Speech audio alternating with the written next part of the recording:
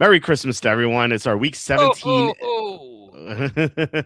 I thought I could do the Grinch instead of the Santa I Claus should there. be wearing something red and green as a sweater, but unfortunately, I have neither. Yeah, I didn't have a Santa hat. I was gonna. My co-host last night had a Santa hat. I didn't have one. The best thing I had was a Fez hat that put it on. It's red, so it's the best thing I had. But Oh, anyway, this is our initial week 17 pick show. Excited to talk about these games. We have three on Christmas. We have two on Saturday, and then the others on Sunday and Monday. Before we get into it, please hit like, subscribe, comment below, share this video. Visit the link in the description for the merch store.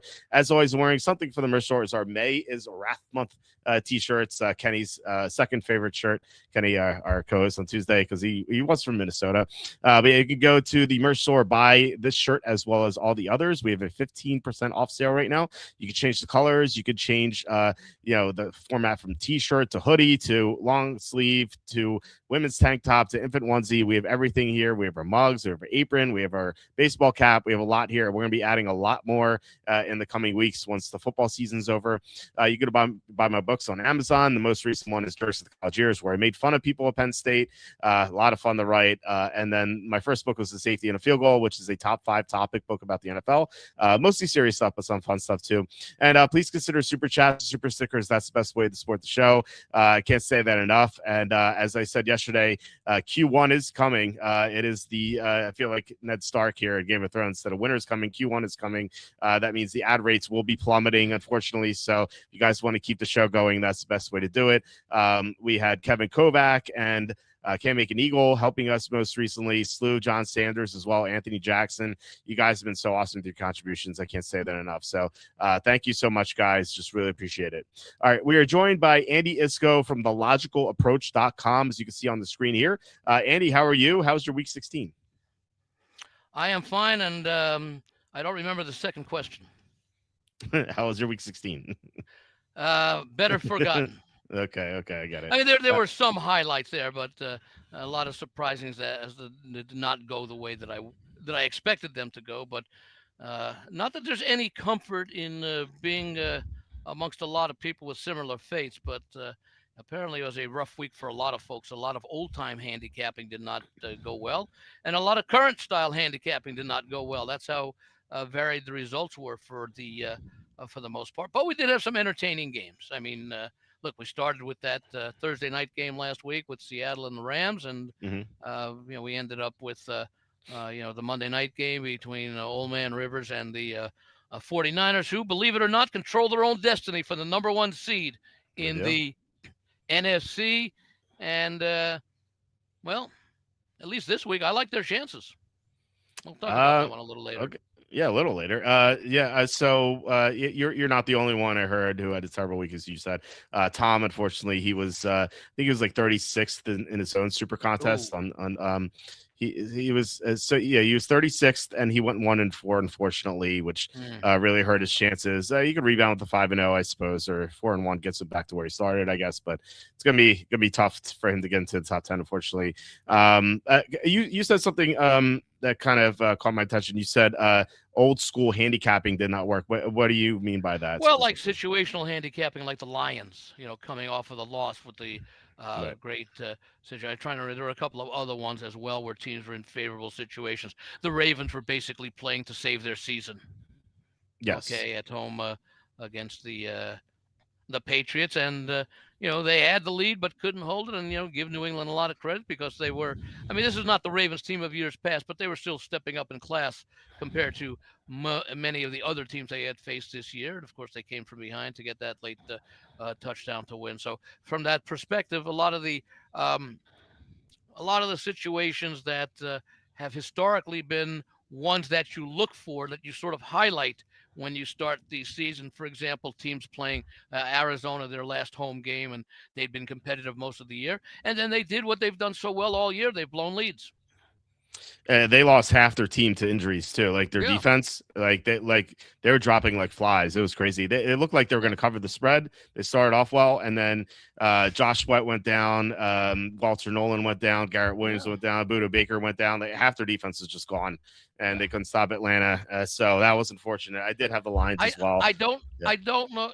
I don't know what the NFL can do about all these injuries Mm. because it's a natural part of the game. But we seem to have more injuries year after year after year. The players are bigger, stronger, faster.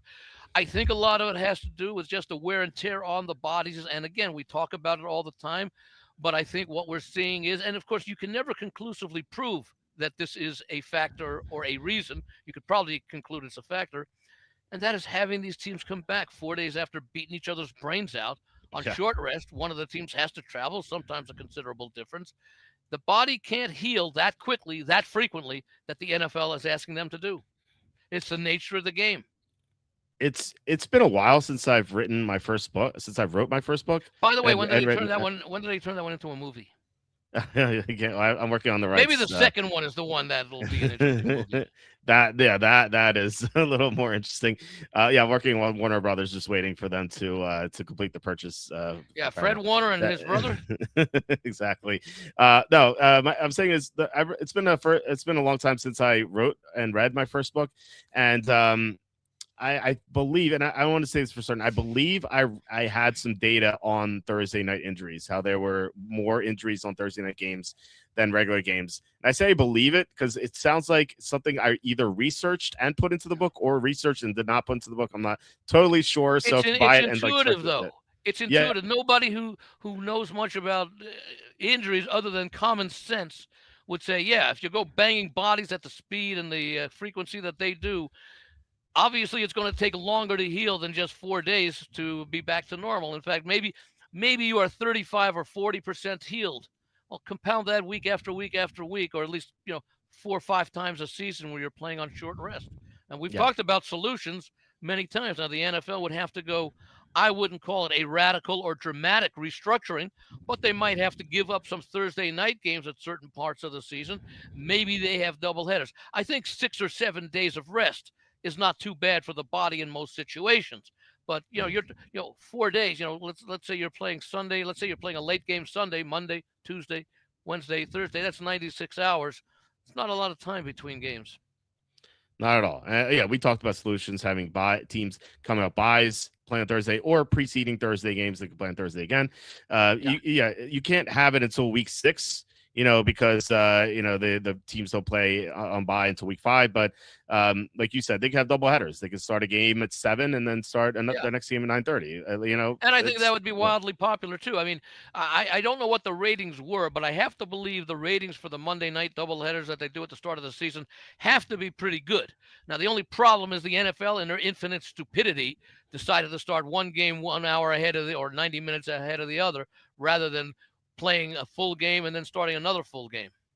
I never understood that at all. It didn't make any sense to me. It's like, and you said it. It's like if you're an advertiser, when you're like, "Hey, like, come on, like, I Yeah, want to have my ad shown to the whole country, not half the country, watching the other game." exactly. It's so I'll be stupid. interested to see. We talked about this before we started the show. What the ratings will be for the 2 Netflix and the 1 Amazon Prime game on Christmas Day. It's going up against the NBA. It'll still outdraw the NBA, but I'll be interested to see how the ratings flow if these turn out to be, like James Madison, Oregon, and Tulane, Ole Miss in the college ranks this week. Of course, it's hard to say which team. Looking at these matchups, considering all the injuries and the quarterbacks and the other people missing in each of these games, which team will be the James Madison and which team will be the Oregon. Maybe the one game that we can say we have an idea would be the Broncos and the Chiefs, because Denver seems to be relatively healthy, and of course the Chiefs are basically a New York Jets, New York Giants team at this point. Yeah, I'm still tilted by that Oregon game. Just Oh, that they were up by like 1,000,000 points and they didn't cover because the what's James Madison went 99 yards on the final drive, yeah. and that was very painful. Well, So it's disappointing for that point, but that's part of the um, culture of James Madison. The words under yeah, the previous coach Signetti, who's now taking the same approach, take no prisoners at Indiana, and Chesney, who's now going to be going to UCLA. I'd be interested to see, and I don't know if they have this opening, but given the woes that UCLA has experienced the last couple of years, UNLV beat them earlier this year. I mean, and it was like a pick'em type game. That's how far that program has dropped.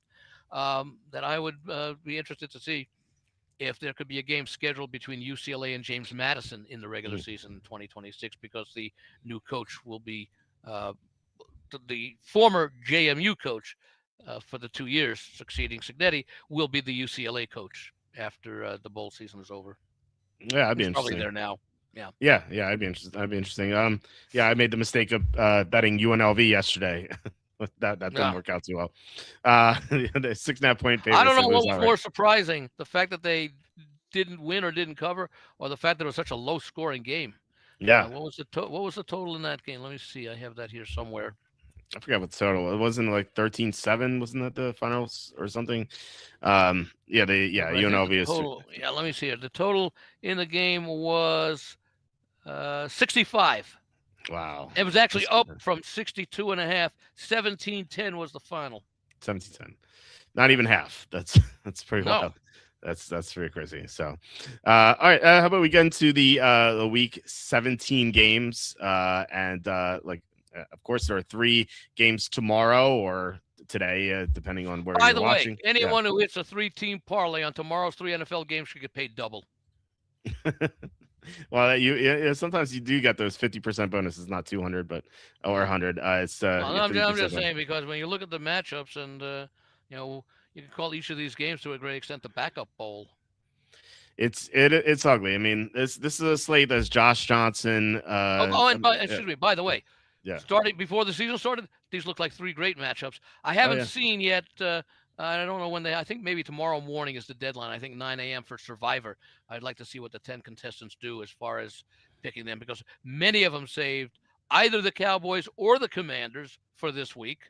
Mhm. Okay, a lot of people perhaps had saved the Chiefs for this week, and they're now double-digit underdogs.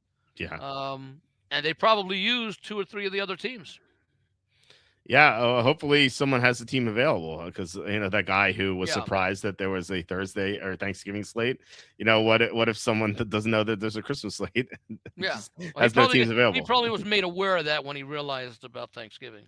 Well, I'm just saying, like, what if he used all the teams already? You Yeah. know, that'd be unfortunate Well, for he him. did have So 4 weeks at least to have at least one team remaining. that's true. Okay, so yeah, this is a slate that has Josh Johnson, Max Brosmer, and Chris Oludekon starting at quarterback. So it's gonna be a lot of fun, one way or another. I'd like to see a prop, and you might have seen it somewhere. The combined passing yardage for the 3 regular starters, Prescott, Goff, and Nix, minus whatever number it takes over the starting. Let's say over the total yardage for any of the quarterbacks on the Commanders, Vikings, and Chiefs. Yeah, I'm looking at probably maybe 150 minus 150 or something. Yeah, so I don't mean the price. I mean, I'm minus 150 yards combined, like 420 against like 270. So I am Maybe a little higher than that for the 470 QBs. They do have some props for these terrible quarterbacks. So I'll give you this one. Let me know what you think about it. Josh Johnson, Chris Oludekon, and Max Brosmer to combine for 8+ passing touchdowns is 50-1.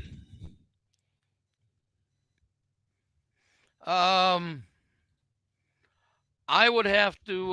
What's the minus price on that? There's no minus. There's no minus. Yeah. See, now that's your. And the books are stupid. They should really offer some that price, because it's so ridiculous. No. That 90% of the action is going to be on the 50-1. At least get some of it back. Yeah, I if know. you happen to lose it by people laying, 2,300 or whatever it would be to make 100. Yeah. Yeah. No, I think.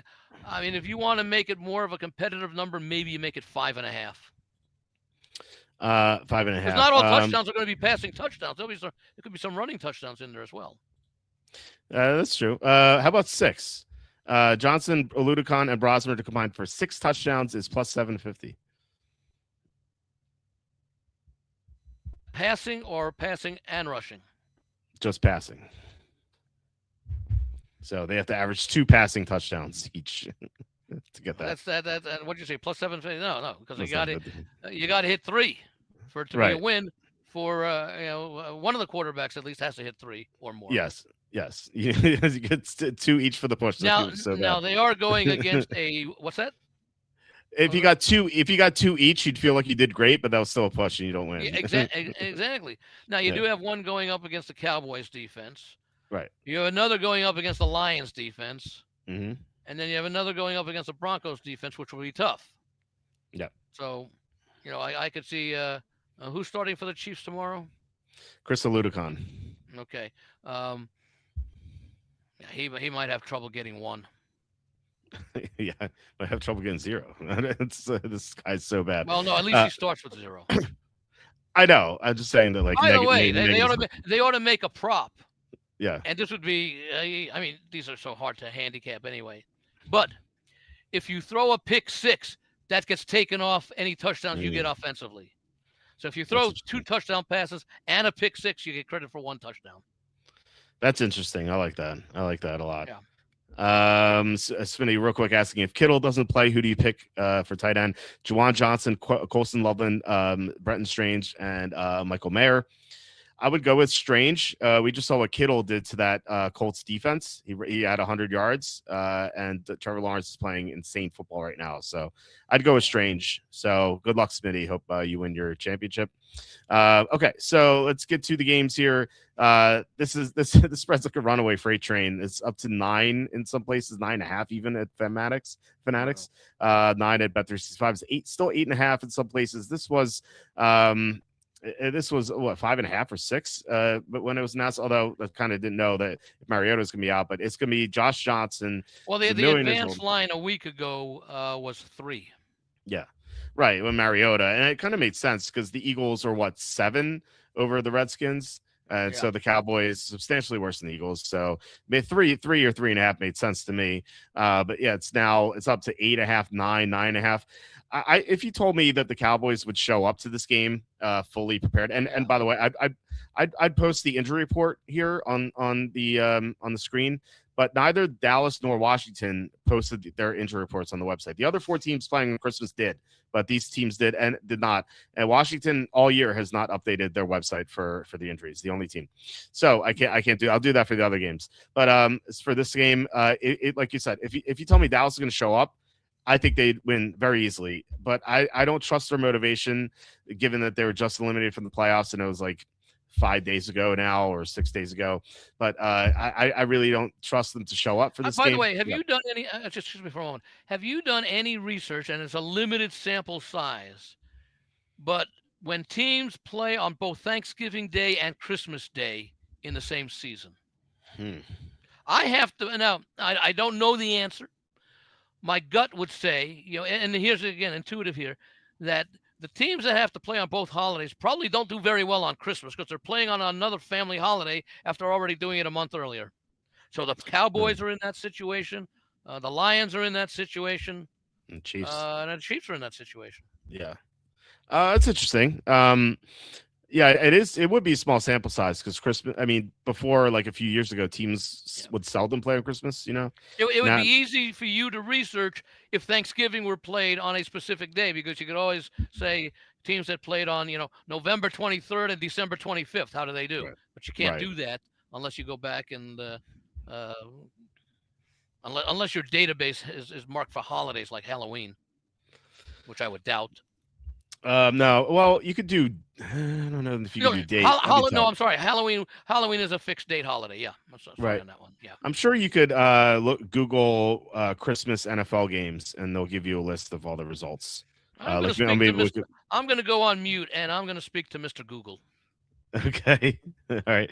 Well, anyway, so I'm not sure about the motivation here for Dallas. Like, they didn't look fully interested in playing the Chargers. I know that it was close for a while, but they just gave up in the second half, and maybe they will have a better effort in this game, given that they just lost. But I don't trust it. Like this is, and they're not coached by a guy like Dan Campbell, who's a master motivator. Like Broughton Schottenheimer is not that sort of person. And like a Jerry Jones team is like more finesse than anything. They don't really strike me as a team that's going to really try hard when they're eliminated. So, I'm still inclined to take Dallas because Washington's so bad, but it's in terms of betting, I don't know if I can get there. So that's my stance of the game. I would take Dallas and to answer Epic Ape Fights post here for PPR Flex, Parker Washington, Taysom Hill, or AJ Barner. I would go Parker Washington. He's pretty involved in the offense, and he's a receiver, unlike the other two. They're tight ends, and so receivers just have more upside. So, all right, Andy. So what results did you find for Well, your query? again, and my skepticism with Mr. Google, who is always Yeah. apologizing to me when I point out a mistake. Unfortunately, I can't point out a mistake here, but I don't know. But it is what I thought. I'll read what they said here. NFL teams play on both holidays in the same season have historically struggled on Christmas, with a combined record of 2-5 in the Christmas game since 1994. Christmas results for double holiday teams are 94, the Lions lost to the Dolphins 27-20. Following year, Cowboys won against the Cardinals 37-13. Big deal is the Cardinals. 99, the Lions lost to the Broncos 17-7. 2000, Cowboys lost to the Titans 31-0. 06, the Cowboys lost to the Eagles 23-7. In 20, I guess the Cowboys, the NFL doesn't like them. In 2010, the Cowboys lost to the Cardinals, this time 27-26. 2016, the Steelers won against the Ravens 31-27. In 2025, Cowboys, Lions, and Chiefs are all playing on both Thanksgiving holidays. Would you like to see how these teams performed in their Thanksgiving games this year? No, I already suffered through those. Okay. All right. Well, anyway, it bears out what I thought, and it doesn't necessarily mean we're going to see the three teams tomorrow play poorly and not cover, or perhaps not even win. I mean, obviously the Chiefs are big underdogs, so that wouldn't be a surprise. Lions are solid favorites on the road, and the Cowboys are solid favorites on the road. But from a psychological, a human element, you would have to think that they can't be too pleased. In addition to, which, by the way, they do have an advantage in the fact that just recently they've played on short rest when they played on Thanksgiving. Maybe one of the teams had a bye, but they're used to the 4 days. Meanwhile, the other four teams, the other three teams, the Commanders, Vikings, and Broncos, they have to get used on a short week as well, when there are plenty of distractions at home. Yeah, absolutely. How do you feel about this game? Like, because like I said, I would lean toward Dallas, but I don't really trust the motivation here, and the line just keeps soaring. Like, it's at some point, you have to consider Washington. I don't know. I can't really bet Josh Johnson. I can bet. I'm not going to, but if I have a lean, it would be to the Commanders, especially with this radical line move from where it reopened earlier in the week. Because at least Josh Johnson does have some NFL experience. It may not be the greatest experience, but he does have some experience. He's a veteran, been around. What year is this for him? Do you recall? 25. I don't know. No, it's not been that bad, but it's not like a second season. But he does have some experience, and the Commanders. I don't know that they've quit on the season, but they've been certainly outmanned. They'll be. They'll be at home and everything. So not going to play the game. In fact, I'm not going to play this one. But I would lean Washington if I had to make a play, especially if the game goes up to 10. This is year 17 for Josh Johnson, so I was close. Okay. Yeah, he's 39, so he's probably celebrated 16 Christmases at home. Yeah, I would say so. So a nice moment for him to plan on Christmas, I guess. He's obviously the most seasoned of the three scrub quarterbacks in this game. So if you take that prop, I think you're leaning on him to do most of the work for you. So I would not recommend that. Especially against the Dallas defense. All right, so the 4:30 game is Lions at the Vikings. This line was about 6, and it went up to 7, and it went up 7 on Tuesday, and now 7.5. And that was when it was that McCarthy was not going to play, I believe. Wasn't that the announcement? Yes, it was the announcement here. As you can see, McCarthy's out. So it was TJ Hawkinson, Ryan Kelly, Jordan Mason, Brian O'Neill was questionable. That's a big injury because Christian Darrisaw's on the injured reserve. And then here the Lions with a million questionable players. It's like the old Bill Belichick injury report where everyone was questionable. So I don't know. The only guys who are out for sure are Vontae Maddox and Giovanni Manu is a backup. But here, yeah, significant players: Taylor Decker, Ali McNeil, Dave Montgomery, and Amon-Ra St. Brown. Amon-Ra St. Brown, of course, was really complaining about playing on Christmas. He was really Yeah. mad about that.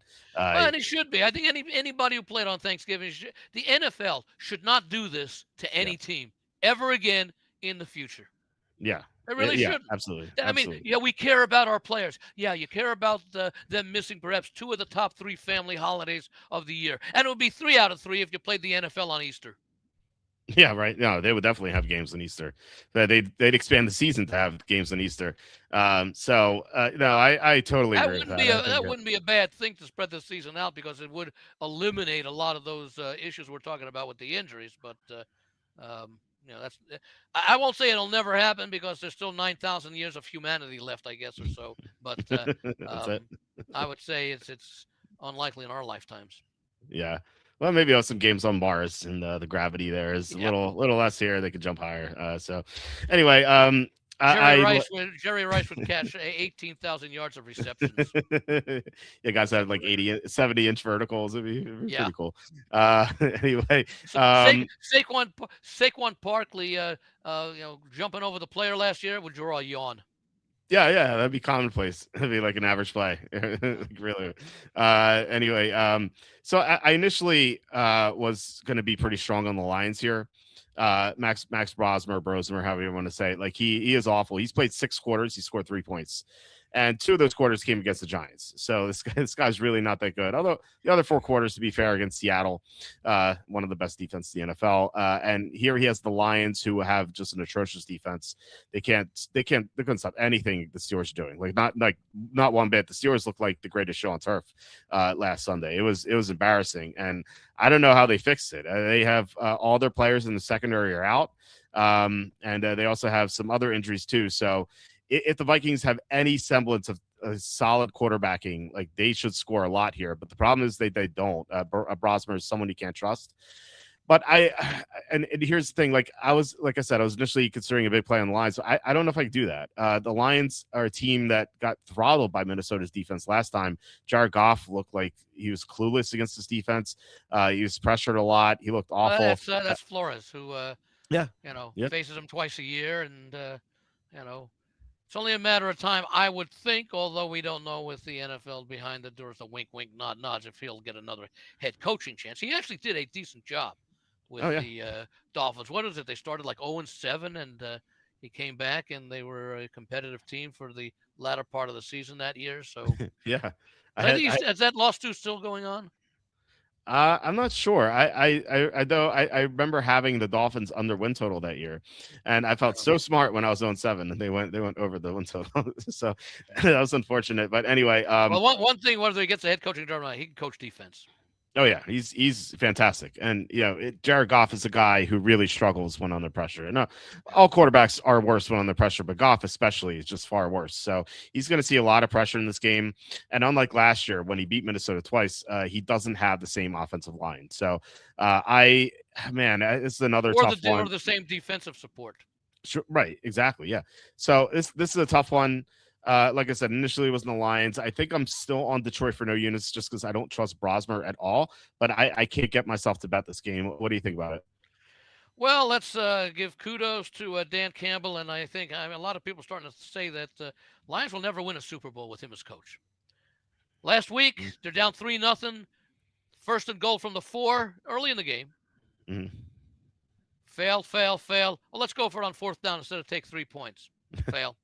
Yep. I mean, when is this guy going to learn that there are certain situations when it makes sense to go? And now you can always say when you're that close that, hey, if you miss it, okay, so the team takes the ball over on their own 1 or 2 yard line. Yeah, but if you didn't make it the first 3 times from within the 4 yard line or the 6 yard line, as I think was the case on one of the downs, what makes you so sure you're going to do it on the on the 4th attempt? Okay, you had 3 chances and you couldn't figure it out. And I can understand it if, and it's no big deal. It was only 3-0. But if you're behind, at least take the points. Match what your opponent does.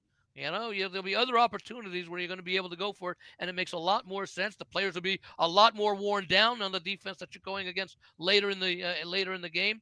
Now, I'm not saying that because when it came down to that last drive, instead of being down by 5, they would have been down by 2. Okay, because we don't know how the game plays out, especially after the 7 or 8 minute mark in the first quarter.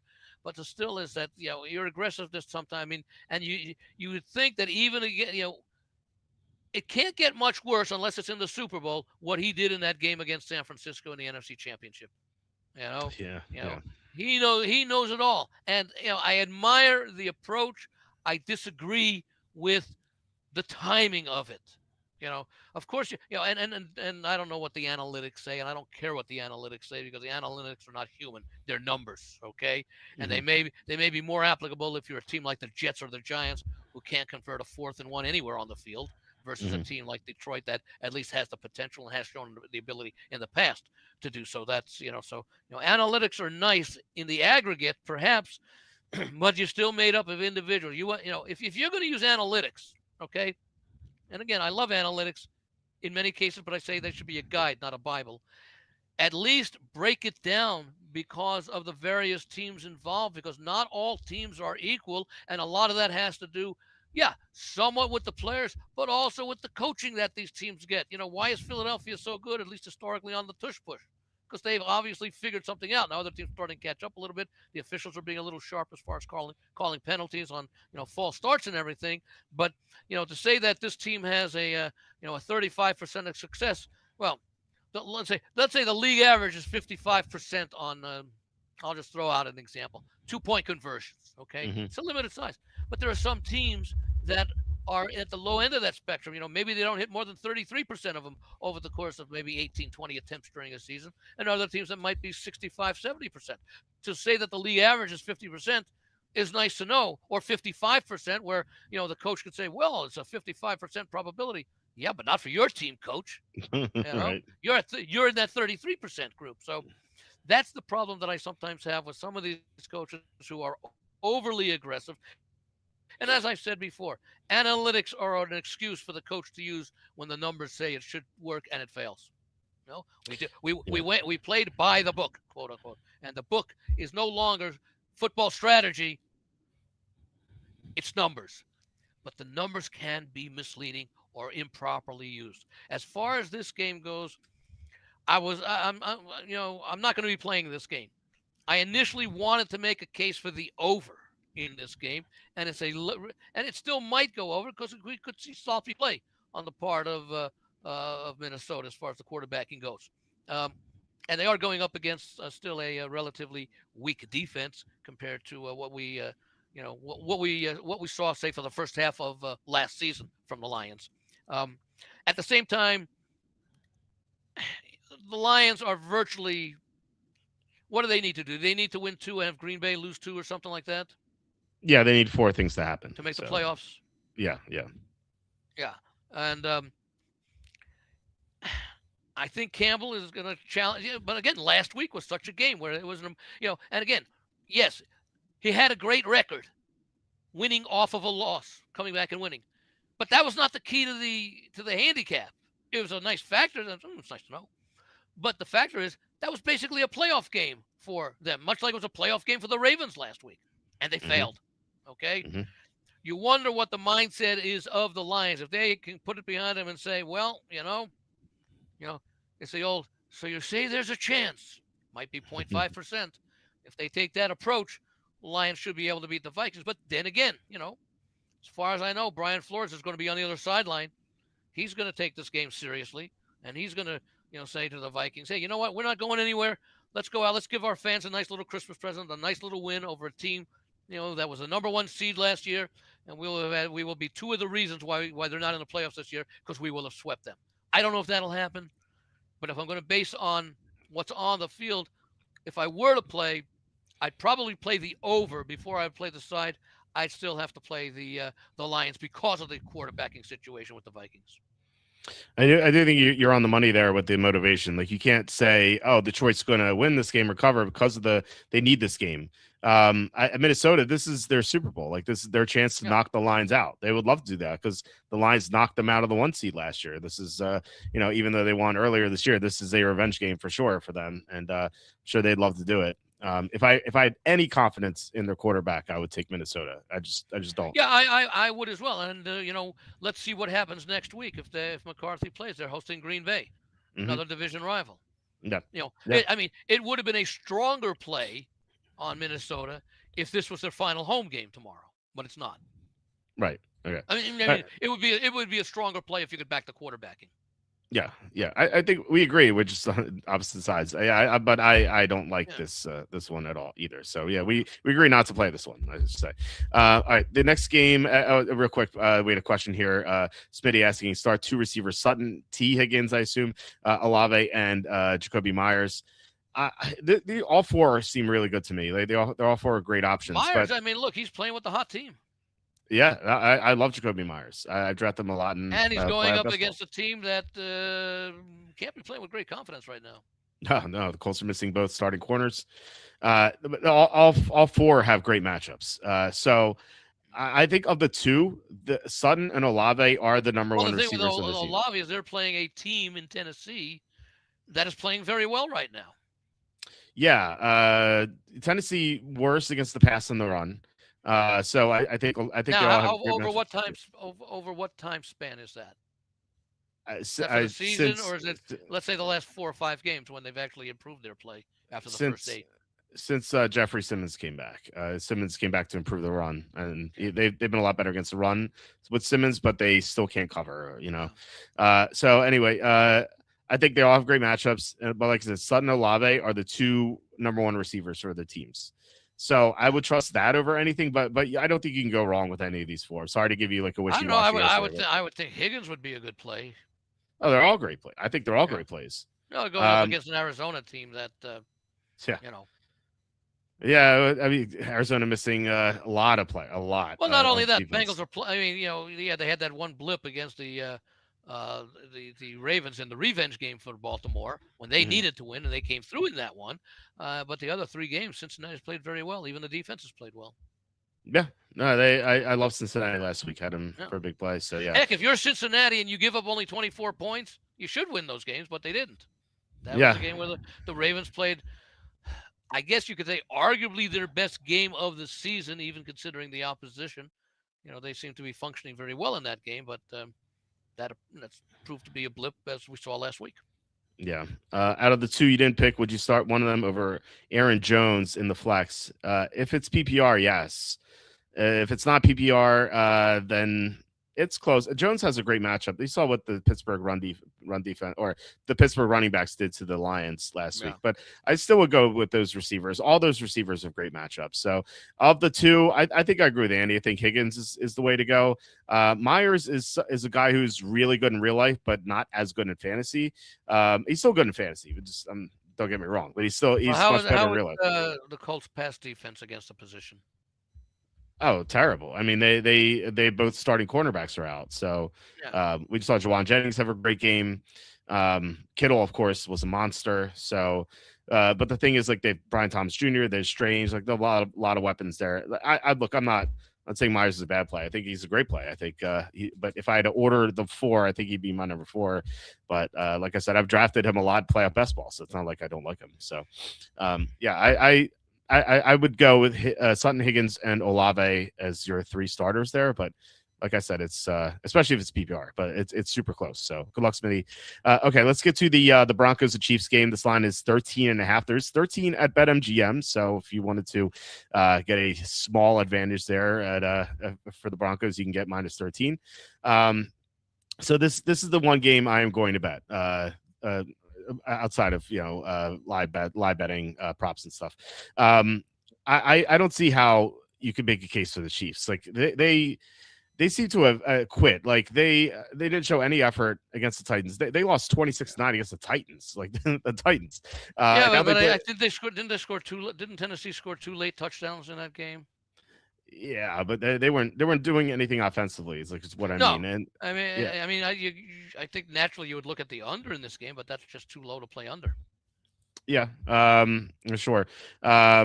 the Chiefs lost 4 guys today. They placed 4 guys on IR. Rashee Rice, Tyquan Thornton, and then their 2 starting corners, Trent McDuffie and Jalen Watson. Yeah. So they're down a lot. In addition to Mahomes, obviously, and their tackles are down 3 tackles. This team is a complete mess. Denver coming off the loss, an embarrassing loss against the Jaguars. I'd say that was their worst game of the year.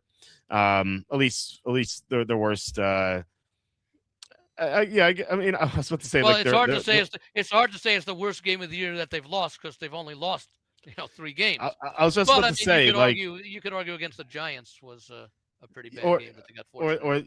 right, or the 10-7 Raiders game. Like I was trying to figure out like was that game worse or was the 10-7 Raiders game worse? Yeah, you could point to the 13-11 game, but that was in London, Yeah, and that's just right.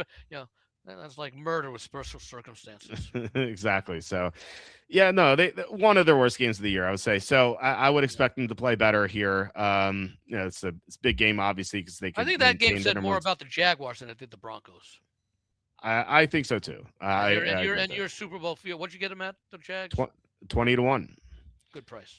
Yeah, they're Probably 12 to half. one now. It's probably. I was gonna say about half that right now. Yeah, it's 12-1 now. Yeah, And so probably still not a bad play at 12-1. I mean, yeah, my dad asked me today because I told him I bet it, and he's like, "Should I bet 12-1?" I'm like, "Yeah, I think that's a good price." Yeah. Yeah. So yeah, so he played it. So Well, the yeah, thing is, and we don't know, but you would think they're going to hold on to win the division. But I could see Houston catching them. And if Houston wins out, they would have a tiebreaker if they're yeah, able to make up that game. So the point is that you're getting 12-1 on a team that's guaranteed to host a playoff game. Not guaranteed, but I mean that figures to host a playoff game. And even yes, and even not, hey, they just went on the road to Denver, 2,000 miles up and whatever, and won the game. So it's not like playing on the road is. I mean, it's not the best situation, hmm but people can't say, oh, the Jags can't win on the road. Yes, they can, and they have. yeah. If they get by the Colts this week, they have the Titans at home. So Yeah. you think they have a good chance to win the division here. So we'll see. Anyway, I'm going to be on Denver. I know the spread's high, quote unquote, but I'm not sure if it's high enough. Really, this Chiefs team is a shell of itself. They weren't competitive against the Titans at the end. Chris Aludicon is going to play Denver's defense. Like, good luck. And of the 3 quarterbacks, the 3 terrible quarterbacks playing today, Aludicon has by far the toughest matchup because Yes. Oh, no Josh question Johnson. about it. That's Yeah, why I was. yeah. That's why I was surprised you went with Sutton. Sutton. Is that, No. Well, Sutton's playing the Chiefs. Yeah, no, but I'm saying the Chiefs still have a decent defense. Well, they haven't been able to stop the pass. Their pass defense has Well, been now awful. now it's gonna be challenged Yeah, again. But Bo yeah, Nix is, the game plan I see for Denver. Don't take any chances. This is a I won't say guaranteed or an automatic win, but I think the only way Denver does not win this game is if they turn the ball over. right, right. Okay, so run, short little pass, punt, run, short little pass, repeat. Yeah. So Um, I could see, I could see again, the Broncos. I hate the word defensive football, but this is a situation they're going up. They are going up against a helpless opponent yes. So on I take offense. it. Yeah. I take it like Denver then.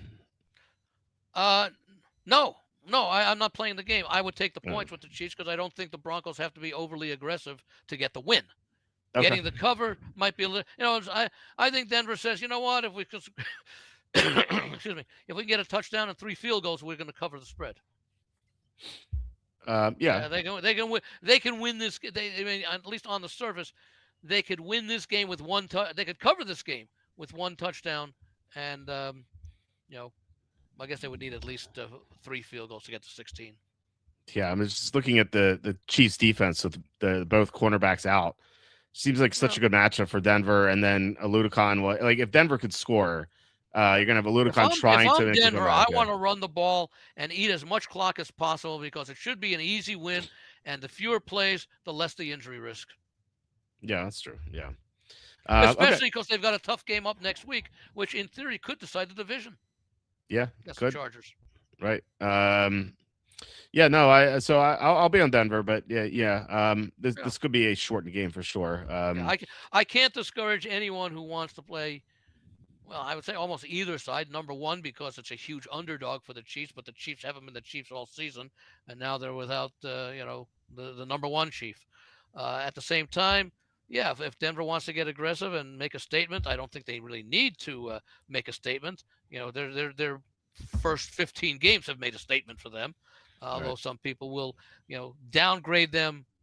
Uh, I don't know if I would downgrade them significantly for last week because Okay. Yeah. Jacksonville, and you've pointed it out weeks ago, their defense has really improved over the second half of the season, and Yeah. that's and Lawrence is clearly a different quarterback. And again, you had a coach Cohn come over from Tampa Bay, where his forte was offense, and he's working with a new quarterback and or I mean, an experienced quarterback and a new quarterback for him.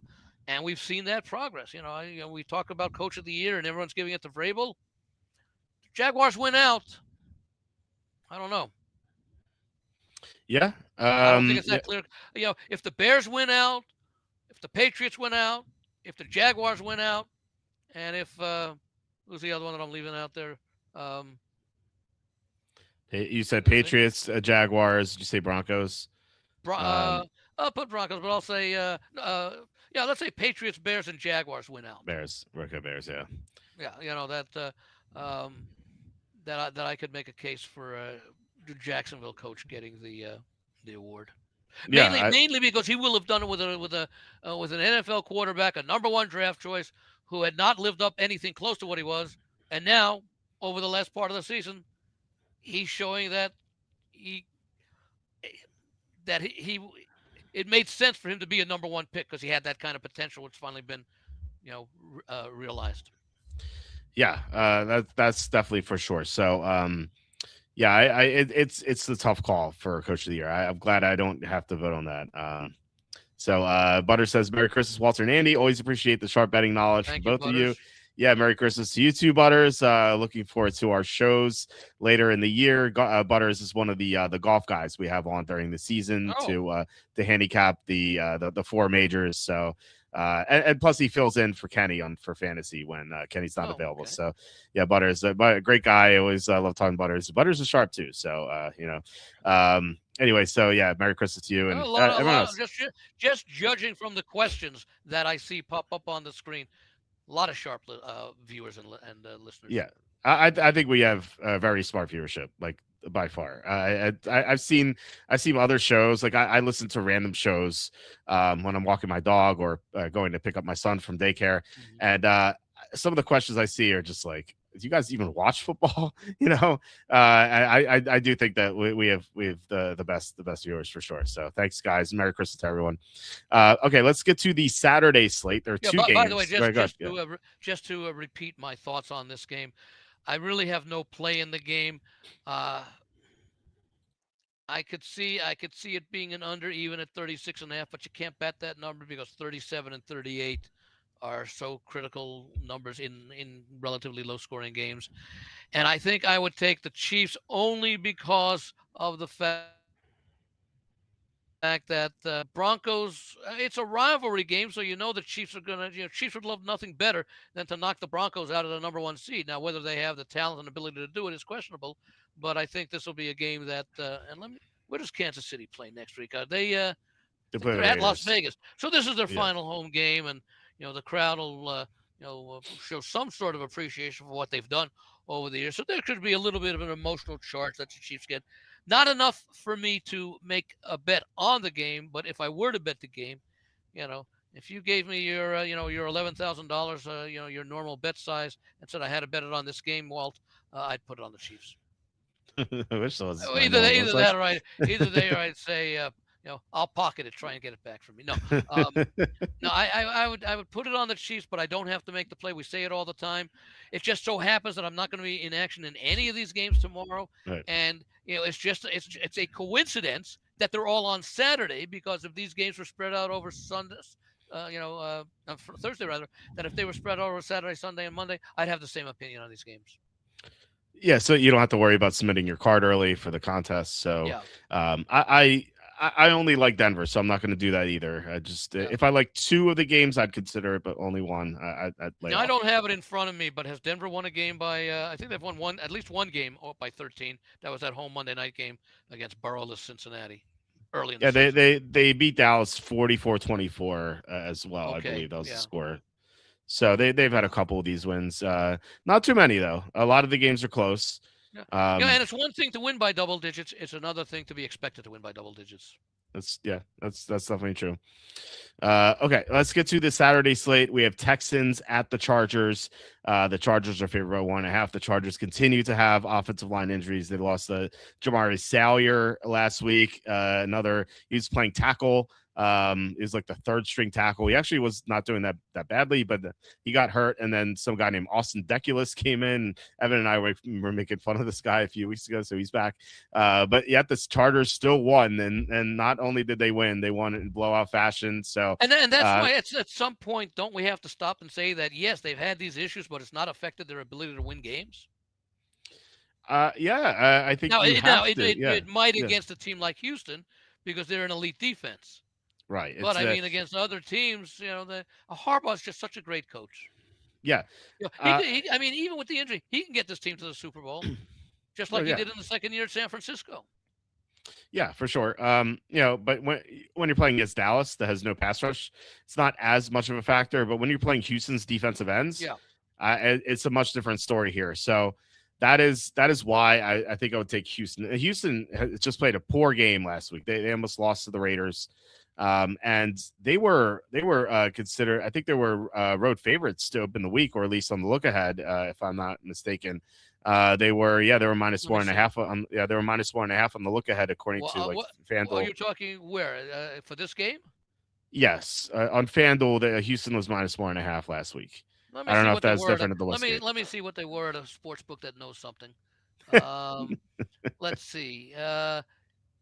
This game at the Westgate a week ago, this past Tuesday, opened to Yeah, pick them, pick them. Okay, all right. Well, yeah, which is more Westgate doesn't realistic. go I mean, why would they be 4.5 point favorites? Why four would and a half Houston point be a favorites. 4.5 point road favorites in this game? No. They're 1.5, not 4.5. One and a half. One and a half. I thought you said 4.5. Oh yeah. That would be Okay, weird. Yeah. That would be one and a terrible. half is still a little bit much because Chargers are they're a legitimate, they're a contender, even with Yeah, the injuries. yeah. I'd say both So these teams are contenders for sure. But now yeah. maybe they would be based on the fact that I think. Well, the Chargers 2 weeks ago, in other words, before that advanced line came out of 1.5, Mhm. Chargers were almost certain to be in the playoffs. Houston was not. Houston, I think, was hanging on to that number 7 or 8 wild playoff seed spot. So maybe that was it, and maybe the thought was that this game would be much more important to the Texans than it would have been to the Chargers. Yeah, I think yeah, you can make the case about that. So anyway, I do really like the matchup that Houston has with their edge rushers against the Chargers tackles. I think that's going to be too much, and we saw this matchup last January too. Houston against the Yeah, so Chargers. nice revenge game for the Chargers here, for whatever it's worth. They were Yeah, embarrassed. sure. But then again, you might say maybe Houston has their number for some reason, and I think that could be the case given their Well, their that edge was talent. just that was a one sample game. Yeah, Now I know I'm not. Let me say I'm saying that just based on my memory, not recollecting the series history. Now, if you told me that that Houston, since they became a legitimate football team, Ryan and C.J. Stroud came aboard in 2024. Or 2023 rather, that Houston has won, all 3 meetings or whatever it would be. That might be a little bit different because, before those two, the player and coach came aboard, Houston was a totally different team. Now they had success, 5-6 years ago, and then they went through their little down period. They had hmm success, I think, with O'Brien, was coaching them, but um, I don't know if that's I don't know if last year's was the first meeting between these teams since Stroud and Ryan got there. I don't know the answer to that. I could look it up very very quickly, but I just wonder, if there's a matchup edge with Demeco Ryans versus Justin Herbert, for example. And obviously, even if there was a second meeting, that's still a small sample size. So Yeah, we definitely don't know. I was kind of like just throwing something out there. yeah. So this, No. The this reason is the the reason first I meeting. mentioned Yeah. that is that it is quote unquote a revenge game for the Chargers, and at the same time, these teams might meet again in the playoffs. Right. That's true. But yeah, as far as revenge is concerned, I mean, like Houston's still going to try hard. I think so. It's like I don't really like read too much in Yeah, revenge I until normally unless don't like look at revenge other than the team seeking revenge says, "Hey, what we did last time didn't work, and it failed miserably in the biggest of games.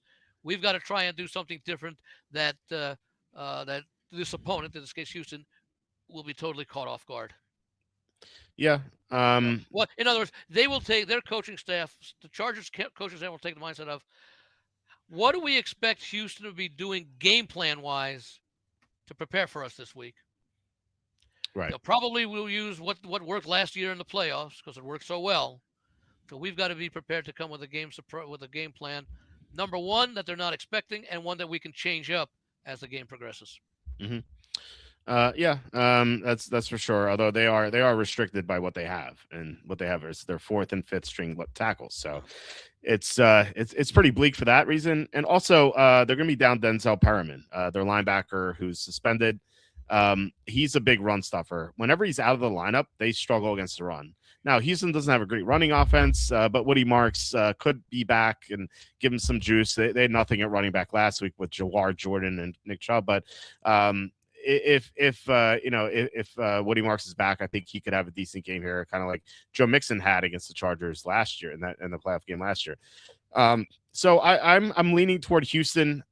This might be a small bet. I'm not crazy about it. I don't really love either side, but I would take Houston if I had to. What do you think about this game? I like both sides. I've got futures on both sides, especially the Chargers. Yeah, at some point, I really don't want to go against the Chargers because they Hmm. are playing so well despite all the adversity that they've had to deal with, really since the beginning of the season. If they had won one or two games with all these injuries, I'd say, well, okay, yeah, the injuries affected them, but they've been able to win, and in some cases, win impressively on offense without it. Without those players. I think the play for me in this game, and I haven't decided if I'm going to do it or who I'm going to do it with, is tease the Texans up. Okay. Um. Okay. Yeah. I like the teaser play there for sure. Do I Um. want to do it with the Ravens as a somewhat similarly priced underdog? I haven't decided yet. Especially what's the status on Lamar? Because we're going to get to that one momentarily. But yeah, I would. Um, and I'm perplexed by the total of 39, or what is it right now in the game with the Chargers and Texans. But I would like to think it could go over, but I'm not going to play it. Total, yeah, 39.5 is Yeah. the total. So, um, anyway, so we had hold on a second. Let me get back to the screen here. Do you guys see Travion Henderson playing? There's no point, but still, coming off a concussion, I would say no. Generally, players they're out for 1 week these days. They don't like to rush these guys back, which is unfortunate for me because I They, had they 19 to don't 1 need him in this. Henderson. They don't need him in this game. Right. Yeah, exactly. Yeah. What Yeah, what are they playing? The Jets? the Jets, yeah. I've a 19 to 1 on Henderson to win Rookie of the Year. He was the favorite heading into Baltimore, and now he is he is way down the list, unfortunately.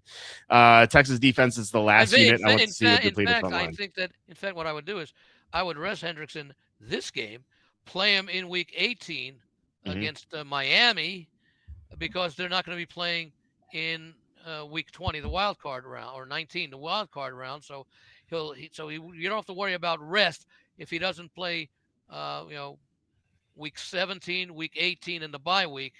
Yeah. He'll have If 3 to 4 weeks off. So I would give him some action next week, but coming out of the concussion protocol, there's no reason to play him this week. yeah, if Denver loses, you mean they won't playing the first round. So Denver Yeah, has to lose once. right. Yeah. Yeah. Then yeah, and they could lose to the Chargers. Yeah, that's true. They shouldn't Uh, lose tomorrow. Right. Texans defense is the last unit I want to see with the depleted front line. Yeah, that's my thinking of Yeah. this game. That's why I like Houston here. Would you Yeah, the Chargers played other teams with depleted offensive lines and had successes against decent defenses. Yeah, I do. Again, you're going up against an excellent coach who knows the same thing that we all know about the Mhm. shortcomings of the Chargers. And yet, against a variety of teams, some good, some bad, some neutral, some with good defense, some with bad defense, he's been able to, hit the target. So they've the Chargers have played against two teams recently with good pass rushes. They played against the Eagles Hmm. and they played against the Jaguars. The Eagles they beat, albeit with Jalen Hurts throwing Yeah, 4 interceptions. and Um, the Jaguars just they, had their number that day. yeah, they destroyed them. So Yeah, I don't think I don't think it's gonna be like the Jaguar game because Houston doesn't have that sort of offense.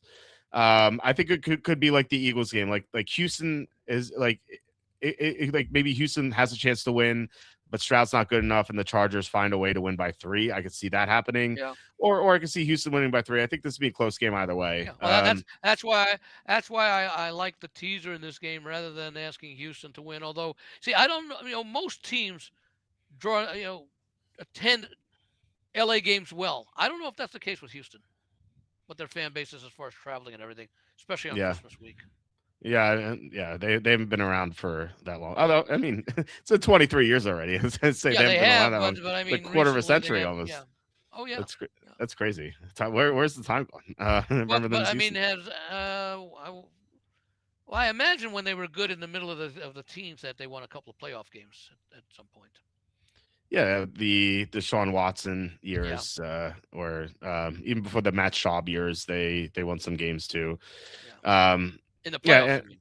yeah, in the Yeah. playoffs, yeah, under Bill O'Brien, and then eventually, Deshaun Watson won some games, but Yeah. um, yeah, they never went too far, but yeah, I remember their compensatory draft like it was yesterday. I was in college. I remember just like tuning in online to see who they would take. It was so fun to see that. We haven't had that since. I thought it was great. Um, Anyway, are you there? Yeah. No, I'm listening. Oh, okay. Would you play Samson over Woody if both are Oh, healthy? no, that's that question. Yeah. Well, I don't think Woody be By healthy, the way, but let me yeah, just mention quickly that yeah. in my newsletter this week, I did have a lean towards Houston plus the points in this game. Okay, all right. So we agree on that. Would you play Samson over Woody if both are healthy? Well, like I said, but Woody probably not healthy, but theoretically, if Woody is healthy, if he's in, I would play Woody. But But you don't know that right. Well, unless well, they both play 1 o'clock, right? They both play yeah, 1 o'clock. So you'll know by 11:30 on Sunday morning. So 11:30 Eastern Sunday morning. So you'll know that. If Woody's in, play him. If he's out, obviously play Samson. Texans front four pass rush best in the league in IMO using the eye test. Don't know statistically. Yeah, Seattle has the most pressures. Denver is the most sacks, but Houston's definitely up there. Like Houston's yeah. front is amazing. So yeah, I think Houston's nicely balanced on that defense. yeah, absolutely. Okay. Next game is Ravens at the Packers, the 8 o'clock game. We don't know the quarterbacks yet. So this is a tough one to handicap. We have 6 possible quarterbacking matchups in this game. We have Lamar with either Love, Willis, or Clayton Tune, or Huntley with those 3 from the Packers. The latest on Lamar Jackson, he was DMP both days. Now, this is a guy who's been DMP every Wednesday. Now, obviously, this has moved the day up. So this Tuesday, he was DMP. So nothing new there, but he was DMP today as well. So this is the first time he's DMP on the second day, which is problematic. Malik Willis, sorry, I should do Jordan Love first. Jordan Love, who's dealing with a concussion and a left shoulder injury, he's limited. So whenever you have a guy with a concussion, you want to see a full practice. That's a good indicator Yeah. that he's going to play. If he's limited all week, like if he's limited tomorrow, then I would say that he's probably not going to play. Well, the other thing is the Packers are in the playoffs. They are unlikely to, excuse me, win the division, although that could change if Chicago loses Monday night. Uh, But I if they want to, I don't care where I play in the playoffs. I want to be as certain as possible. I'll play with my starting quarterback. Well, if the Packers lose out and the Lions win out, Packers will be out of the playoffs, but they could be in the playoffs by Thursday. We'll also know, yeah, by Thursday Yeah, with the Lions and the Vikings. Yeah, that right, adds a right. little different perspective to it, or context to it. If the Lions beat the Vikings, well, both teams still have chances. The Packers have a better chance than the Ravens do of making the wild card. Well, the Packers could still make the playoffs, but um, the Ravens have realistically, they're not going to make the playoffs. You'd have to think. I mean, look, some people are calling for Cleveland to upset Pittsburgh on Sunday. We'll talk about that in a moment. But if I'm the Packers, I know I'm in the playoffs. Haven't they clinched a spot at not No, nine no, five and because one? no, because if Detroit wins out and Green Bay loses out, Loses Detroit out. gets the 7th seed. And who does Green Bay play? They play Minnesota in week 17, week 18, don't they? Yeah, Baltimore Yeah. then Minnesota. Yeah. Yeah. hmm So And McCarthy could be back for that game, so you can't take that one for granted. Yeah, it's I just don't know who's going to play quarterback. Jordan Love to continue said limited, I limited. mean, Willis didn't look that bad, did he? No, I I thought like he looked Willis. pretty. I like Willis I a thought he lot. looked pretty good. I like Willis a lot. But Yeah. he was DMP. He was DMP today. So Oh, is he going was to he play? also? Wow. Yeah, he was limited. What limited Tuesday DMP today. Did they give a reason? Did he have suffer an It injury in that says game? yeah, right shoulder injury in overtime. He got hurt on the fumble. So Oh, that's right. Yeah. Yeah. yeah, so like this could be Clayton Tune for all we know. And Yeah. this is kind of like why I don't want to submit my card. Like if this is Clayton Tune, we get a free square in Baltimore here with this number. Yeah, I don't think you ever get a free square with Baltimore. It's true. Seriously. I know. You're right. You It's know, definitely true. we saw Thanksgiving night against the Bengals. We saw it last week against New England at home. And Mhm. now they're on the road. And what's the number right now in the game? It's Packers -3.5. I think that Yeah. moved because of Lamar DMP today. Yeah. But if I don't know if you're getting Ravens +3.5 with Clayton Tune, like you just Clayton Tune to win by four more. This is not a Jacoby Brissett, Marcus Mariota type Yeah, backup. but remember, This is Max you Grossman still type. have that Ravens defense, which is much Yeah, weaker of the two. yeah. I don't disagree.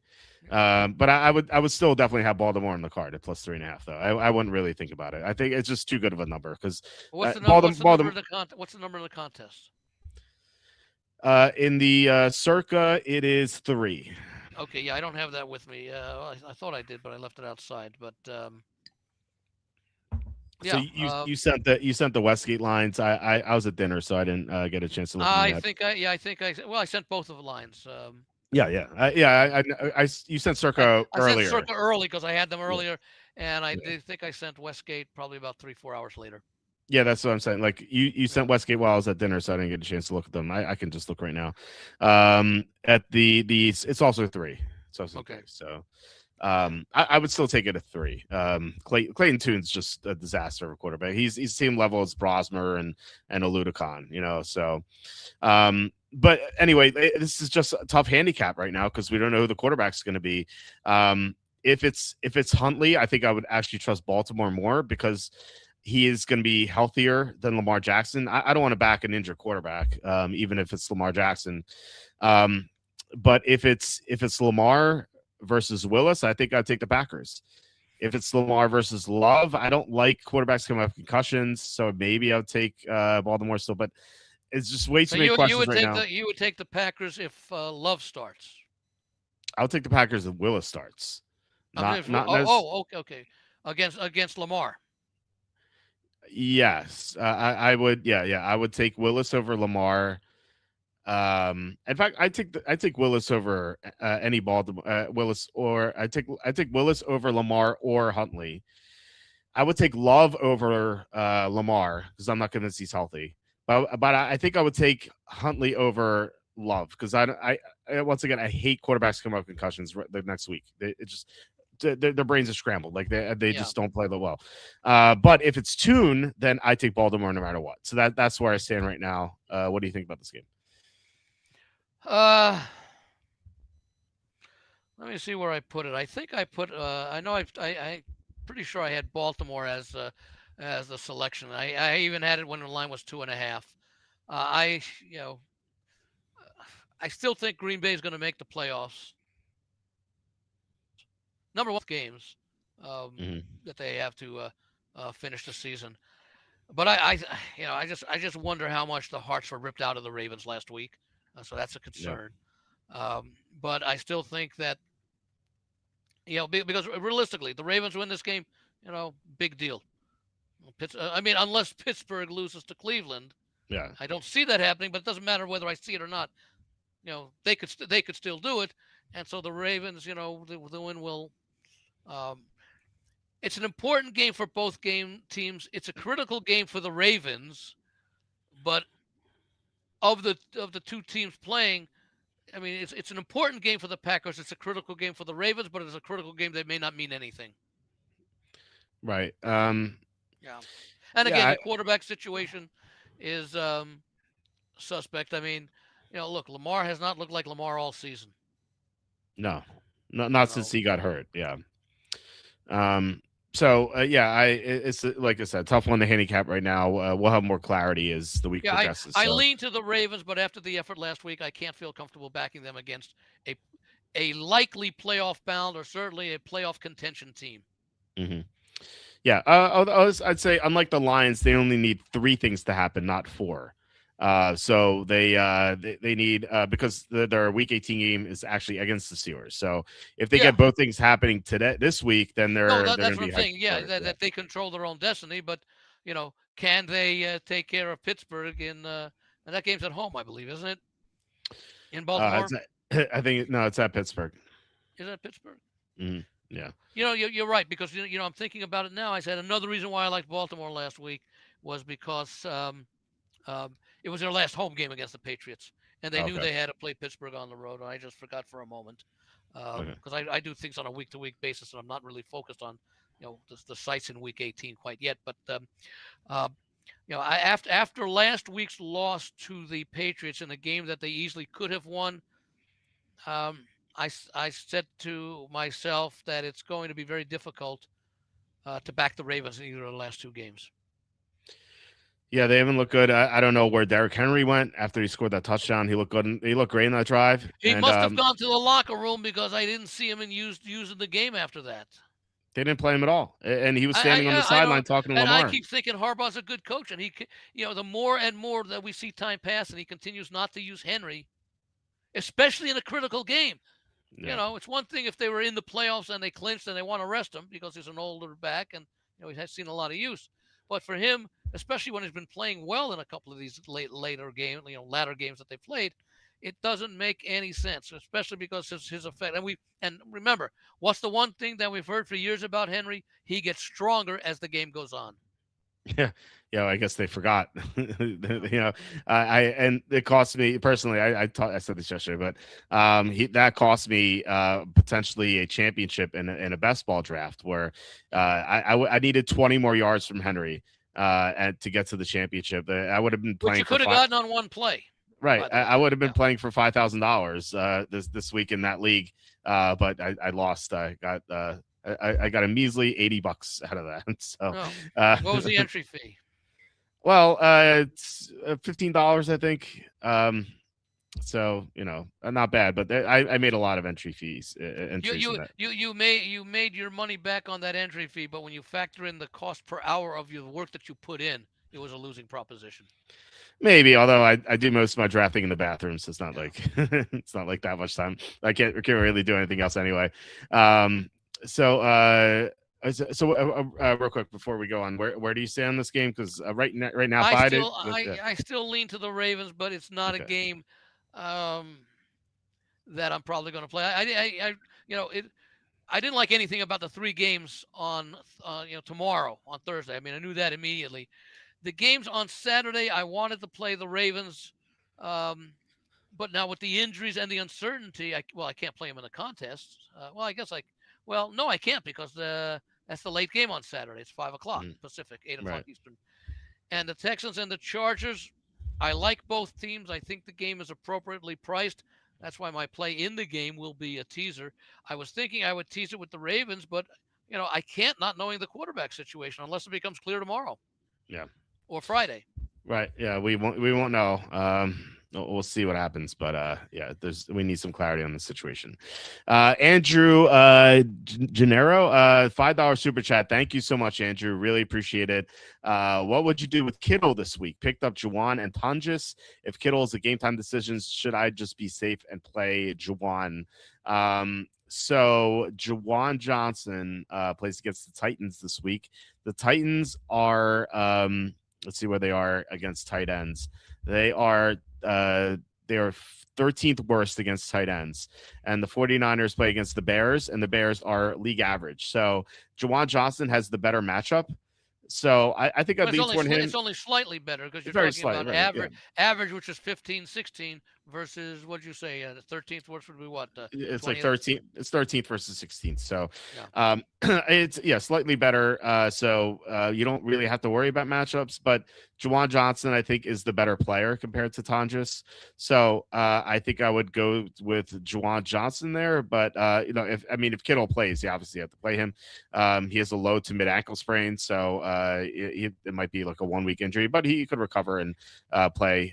It hurts him a little bit. It's a short week, so Well, um, you also have to believe that um, we don't know about the Rams because they play Monday, but you have to believe that. Well, look, I can see Seattle losing to Carolina. yeah. San Francisco knows that they control their own destiny by winning out, regardless of what Mhm. Seattle and the Rams do. I would think that if Kittle is able to go, he will go. Whether how much of a factor he'll be receiving as opposed to blocking, don't know. Here's the caveat just throw it out. So the 49ers play Sunday night, so you may not know Kittle's status until like 7 o'clock Eastern. Yeah. And in that case, if you just don't know, then I think I would just hold on to Kittle slash obviously Kittle, but I would hold on to Tungus. And then if Kittle's in, you play him. If he's out, then play Tungus. I think that's the way I would do it because it would feel bad if you play Jawan Johnson and then suddenly Kittle's active and then you miss out on a big game. So Well, I I guess it think depends on when do you have to have your lineup submitted. when the players kick off. So Jawan Yeah. Johnson plays at 1 Eastern. Is that true? That's not true in every league, though. Yeah, You have in to every depending league I upon where played you are. in, yeah, in Yeah. every league I played in, you have until kickoff to make the decision there. So, Juwan Johnson's kickoff was 1 Eastern, so he would be locked into your lineup if you put him in the starting lineup. But if you Right. have Tonjes in there, then you can make that decision until 8:20 Eastern. So that's why I said. But if what you're saying is true, if you're in a league where you have to lock, if you lock in a certain point, Yes, and I you know don't, that some yeah, teams have to lock in leagues that I was in, which was a little bit different. But you would have to lock in. Well, on Thursday games, you would have to lock in any players you wanted to play in the Thursday night game then. But as far as the Sunday games go, you would have to lock in by the start of the first game, okay. with the exception of the London games. But that was just the rules of the league. Okay. Yeah, this is why I like best ball. You don't have to make these decisions. So anyway, if you're in that sort of league where you can't wait, then I think I'd just be safe and go Jawan. But if you can wait, then I would just decide on the Kittle Tonjes based on that situation there. Did have another question from Cassandra. Do I start? Man, this is brutal. Do I start Justin Jefferson with Brosmer, McLaurin with Josh Johnson, or Jaden Reed with Clayton Tune, or returns to the waiver wire? Well, I think there's a good chance that one of Love or Willis plays. Like, I don't think it's be Clayton Tune. So I would go Reed, but like if it's 7 o'clock on Saturday, no, I wouldn't play the other two. If 7 o'clock on Saturday, it's announced the Tune is starting, then I think I'd go to the waiver wire. It's pretty bad. You can't go with any of those guys. Merry Christmas all. Merry Well, Christmas to you. the only What? thing Yeah, is you do have Jefferson even with the weaker quarterback, and you have to think you'd see some improvement out of. He's going up against the Lions defense. yeah. I just don't trust Brosmer to get him the ball. I do trust Brosmer to throw to the tight ends. That's what he's done a Yeah. lot. So I think the Hawkins is out. So Josh Oliver suddenly looks like a decent play to me. Um, what do you think about this Reddit piece of the player uprising against Harbaugh? Could it be another Andy Reid Philly type situation? It could be, yeah. I mean, Andy Reid was run out of Philly. Maybe, I mean, John Harbaugh's been in Baltimore for almost 20 years. So, Yeah. yeah, maybe he just has, He is in tight with the owner there. yeah, yeah, that's true. Maybe I don't know. Maybe if the owner wants to go another direction, maybe he just leaves and goes to another place. He'll be hired right away, like Reed was. Although I would imagine that, and again this is just speculation, but I would imagine after the season when owner and Harbaugh meet, to get together, owner's first question is what was up with the Derrick Henry situation Right. this year. Yeah, that's We certainly pay true. him Yeah. all this money. He's a proven commodity, and he was rarely used in situations where you needed his kind of production. Made no sense. I don't understand it. Even if I didn't have money on the line, I wouldn't have understood it. No, I'm just I saying. was shocked. I'm just saying from a football standpoint, from winning Yeah, yeah. games. I'm not even considering it from a betting angle. I'm talking about just winning games Yeah, where you I got the was best chance to win. I was shocked. I was absolutely shocked. Maybe Harbaugh had the under on the yards. Who knows? These days with all the NBA These stuff we days, had. you can't rule anything out. No, you can't. You can't at all. Sadly, Uh, you can't. Yeah. no, no, not at all. All right, let's get to the Sunday slate. We had 9 games on the Sunday slate. The Cardinals at the Bengals. Bengals are -7 or 7.5. Looks like 7 -115 to BetMGM and 7.5 elsewhere. Um, Arizona has so many injuries. I'm not exaggerating. They have so many injuries. They lost 4 starters last week, and not just like average starters. Like Buda Baker has a concussion. Garrett Williams, one of the starting corners, he tore his Achilles. Walter Nolan was carted off. Josh Sweat had to be helped off the field.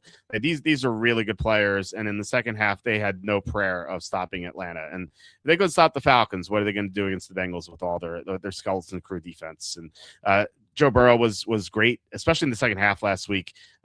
Chase Brown finally got going. Arizona's run defense is so bad.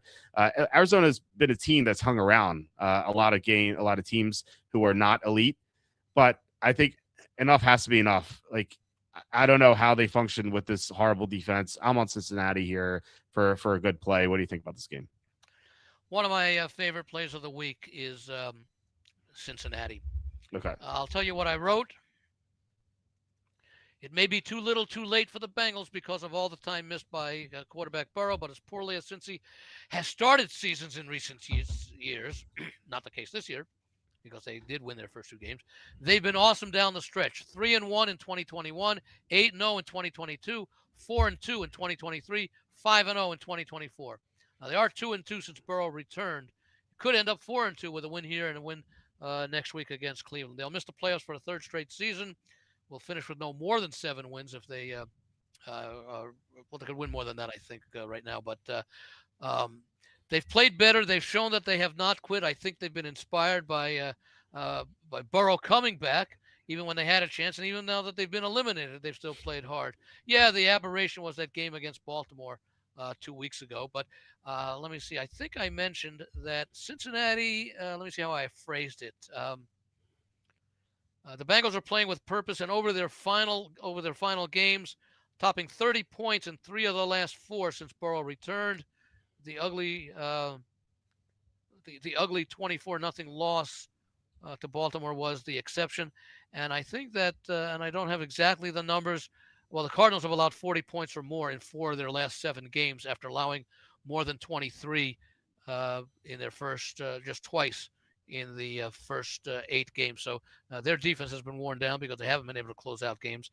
But the defense for Cincinnati has also played nicely over the last 4 or 5 games. So and look, they didn't let up against Miami last week. I was very impressed by that. Yeah, they were great, especially in the second half. They really got going, and I think the Bengals will be in a teaser, and they might also be the other half of that one with the Texans. I like it. I Yeah. mean, Bengals will be a solid straight play, but Mhm. also the second half of a play in the with the Texans. Yeah, we're on the same side in this one, so glad we agree. I think we can move on to Seahawks at Panthers, which is Seahawks -7. This is just an awful spot for the Seahawks. They're truly awful. They're coming off the greatest fourth quarter comeback in franchise history to win in overtime against Only their thing is biggest they do have the extra rest. That's true. Yeah. So And big which comeback. obviously allows injuries to heal, but also allows the effects of the elation from that win Yeah. to wear off a little bit more. Yeah. Big win here coming off the Rams game. And next week they have the Niners. So not only is this, letdown, it's a sandwich situation. Look ahead. It's all 3. It's really a truly brutal spot for Seattle. Which, by the way, you talk about this, a similar situation to the Bears and Packers 2 weeks ago when they were in between games against each other. The Bears came through, and I think the Packers. What did the Packers? Did the Packers lose that game? I think. To the Broncos, they held the lead. Yeah, They lost. yeah. They That lost. was the sandwich game for them. So Mm. 1-1 on, and if we want to call late season critical, to the extent I'll put critical in quotes, because you're basically still in good position to make the playoffs, depending Hmm. whether it be as a division winner or a wild card. But similar situations to the one that Seattle is facing this week, and to a certain extent the Panthers as well. Yeah, unlike those other teams, the Packers or I think it's the Packers were favored. They're all Yeah. favored here, so it Yeah. is the same sort of situation. Um, but and the Panthers. So this is kind of funny. If the Panthers win this game, they are no closer to clinching the division if Tampa wins. Oh If yeah, Tampa, no, Carolina cannot clinch the division if they win this game. But I believe if Tampa wins and Carolina loses next week's game, does it still mean, are they tied right now? Carolina's one up. So Okay, basically, yeah. what So happens? so, Yeah, so Tampa Bay could clinch the division. Although Carolina's one up. Yeah, no, I don't think either team can clinch the division this week. Carolina can if Carolina wins and Tampa And Tampa loses. loses. Yeah, Yes. If Tampa wins, this game means absolutely nothing. If yeah. Tampa wins, next week is for the division, period, no matter what happens in this game. So, but their games are going to be going on at the same time. So Yeah, Carolina won't it's know at the one. It's one results. o'clock Eastern in both. Yeah. Yeah. So unless they flash the score on the screen at the stadium, they won't know. So, and maybe they won't do it on purpose. So you don't know really. So it's a very strange game because like I said, bad spot for Seattle, but you can't. It's also kind of a bad spot for Carolina too. So I don't Well, really if know what to do with this Carolina game. if Carolina loses and Tampa wins, It doesn't matter. It's the doesn't same matter. thing. Yeah, Yeah. yeah. So However, if Seattle loses and San Francisco wins, which will be later, mhm, that if Seattle loses, they're hurt because they're also contending with the Rams and the the Rams. 49ers. Right. If Seattle loses and the Niners win, Seattle could still be ahead of the Niners if they beat them Yes. next week. But the Rams would suddenly be open to getting the one seed if they win out. So Yeah. the Rams, they wouldn't have to worry about the Niners, but they have to worry about the Rams. So Yeah. it's weird for both teams. There's too many things going on here. I'm not betting this game. If I had to take a side, it'd be Seattle just because they're the better team. But I'm not playing this one. What do you think about this game? I kind of like the Panthers here. I mean, they've been playing Okay, well. They don't have to win this game to get the money. right. That's Seattle, true. and they played well at home. And look, they're playing with confidence right now. They also know, even though it doesn't matter, um, well, I shouldn't say that. Tampa Bay could lose to Miami, unlikely, but it's still Yeah. possible. But Carolina is like the 49ers. They control their own fate. They win Hmm. out. They win out. They win the division, and they could win the division without winning out if they were to win here and Tampa was to lose. Yeah, both teams control their destiny.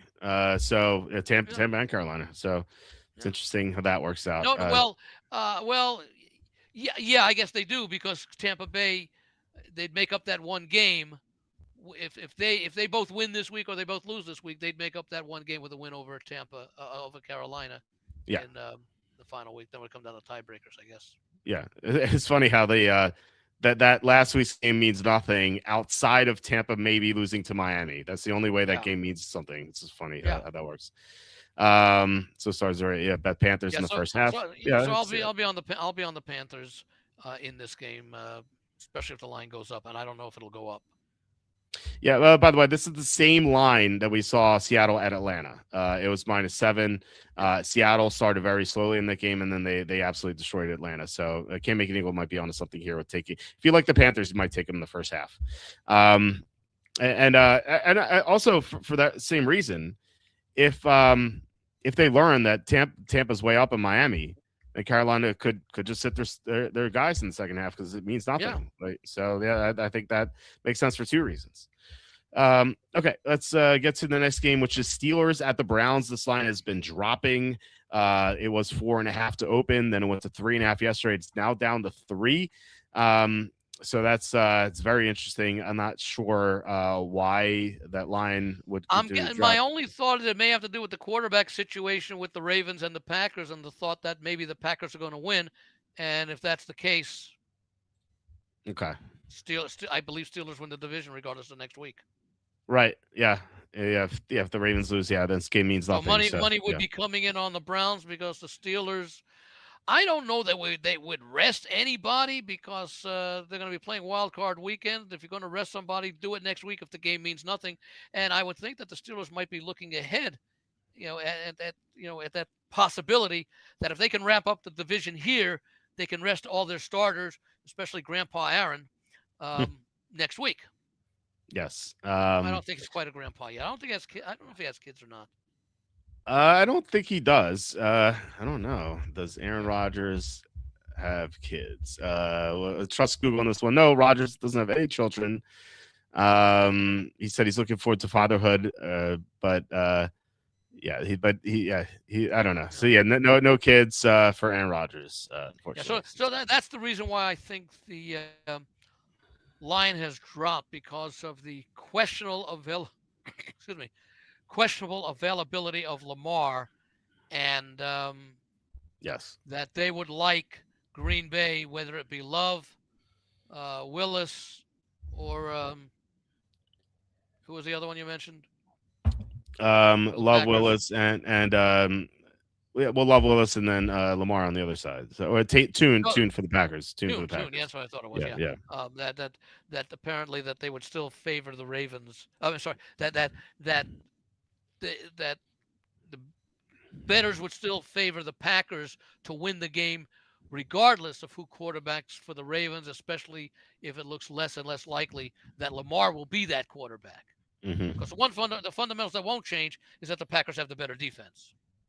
Yeah. Yeah, Okay, right. and that by the way, that's not Mm. indicating a preference for me as far as betting it. It's just explaining, I think, the line move for the Steelers and the Browns. It's trying to explain the line move down in Yeah. midweek.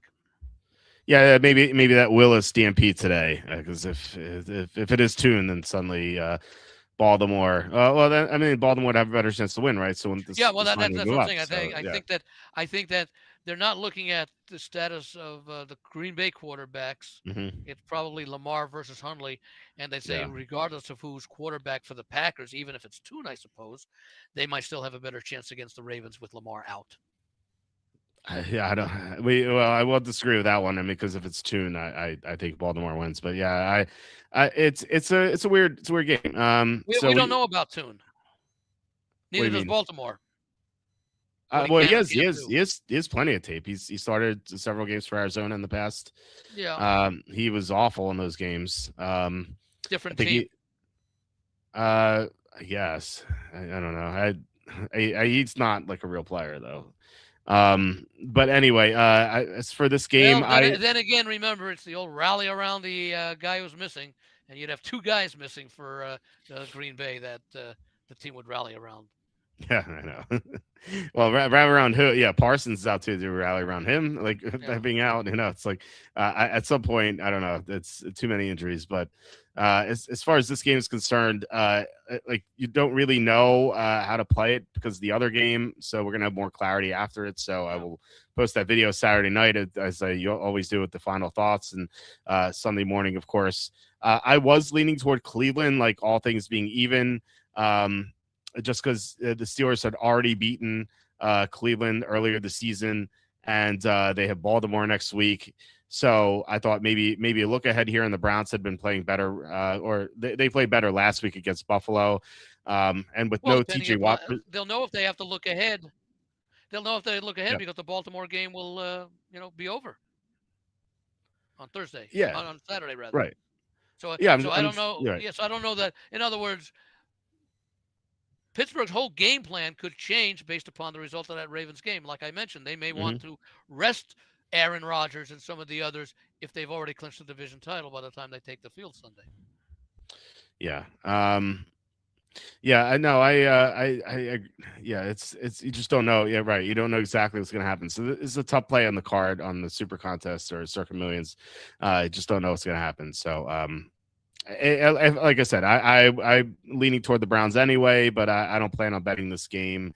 As Cassandra says, you can rally around second string quarterbacks, third stringers, and not NFL quarterbacks almost ever. Yeah, that's true.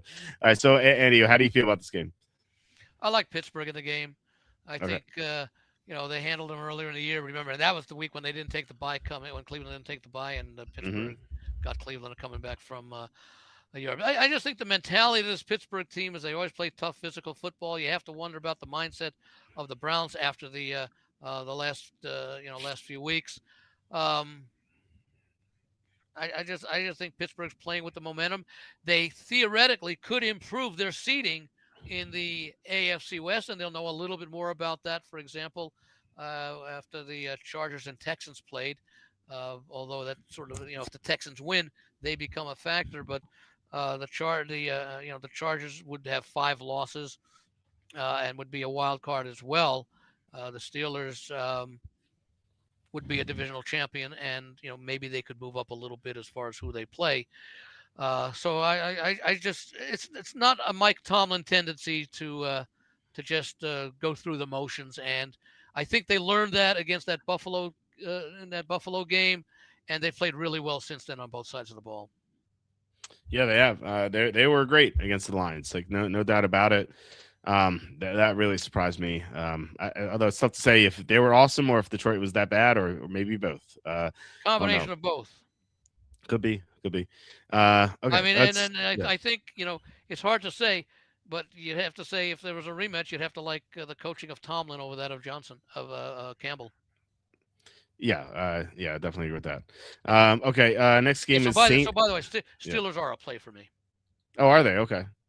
Not at anything 3 or less, Okay.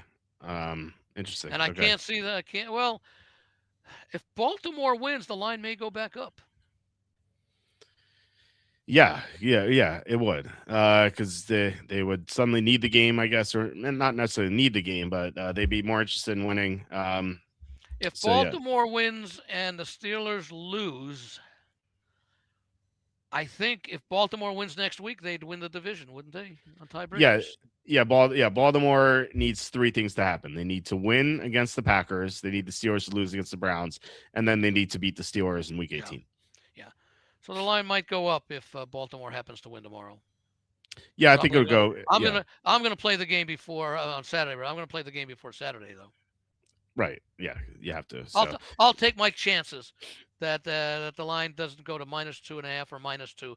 If it does, I'll still be happy with the Steelers um, because of the fundamentals. okay, okay. Interesting. And Thanks. by the way, Yeah. and the fact that they might be able to they wouldn't be able to rest the players if Baltimore wins. Right, right. Andrew says, thanks for that, Walt. Also need to sit one of these guys. Kyron, Henry, Harvey, and Chase Brown. Who do I bench? Well, maybe follow Baltimore and bench Henry, which is what they've been doing. Honestly, it Yeah, might. you know what? It's Yeah, too bad you in these leagues you can't make lineup changes at halftime. I know. I know. I do think it would be Henry, just because I don't trust the coaching staff to play him. Like they haven't Well, the done it. I mean, Packer, I don't have the numbers in front of me how the Packers are against the run. I have it. The I think they're pretty Packers. good. Packers are 11th against the run, All so right, that's solid, that's but pretty not. good, not great. Yeah, Yeah, yeah, yeah. Yeah, the Rams against that Atlanta. that's Current, yeah, pardon the pun, but ranking 11th is kind of like middle of the pack. yeah, yeah, yeah. Kyron, but a bump. Kyron against the Falcons run defense, which is poor. Got to start that. Harvey in a blowout potential against the Chiefs. Have to start him. And Chase Brown against the Cardinals defense, missing half its starters. It's hard. It's hard to not go with any of those guys. So I would go sitting Henry. So good luck, Andrew. Hope you win your Henry is the championship. one that you might bench because of the uncertainty of the playing time that he might see in that game. Although it would be just like Harbaugh to play Henry all game this game because it is so important to him, even though it may mean nothing by Sunday afternoon. Right, right. Yeah, that's yeah. He's not guaranteed the playing time of those four for sure. Kim McGill says Tomlin said he would reconsider how much starters who would play if Baltimore loses. Would that hearing that would that impact your decision to play them on the card on your card? Uh, well, I the Ravens Packers doesn't start until after the cards are in. Are Yeah, you contest? Or are you talking about just playing generally? I, on I, I your would. contest card. Well, we don't know if Baltimore's going to win or lose. Right. when the Yeah. starts have Exactly. to be in. Exactly. Yeah. He would reconsider. That doesn't mean that he would do it, but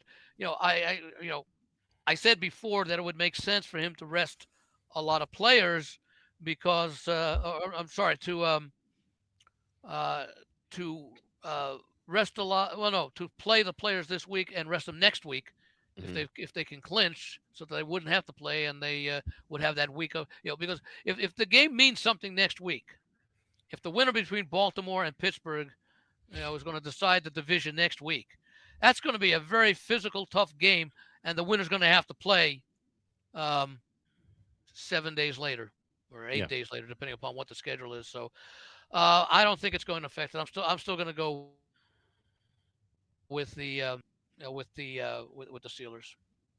Okay. All right. Let's go I'm gonna to lay the three before Saturday. Yeah. Okay. Let's go to Saints at Titans. The line is Saints -2.5. Both teams playing better recently. The Saints a lot more so, I believe.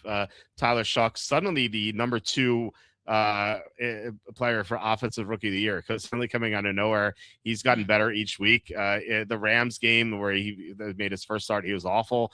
But and then the Atlanta game at home, I think that was his third start. He was bad as well. But ever since then, he's just gotten better and better. And he was really good last week in between the 30s. And he was kind of stalling right before the red zone, but then he eventually came through and threw a touchdown to Olave. And he looks good in Tennessee. As I said, their run defense is good, but their pass defense has been suspect.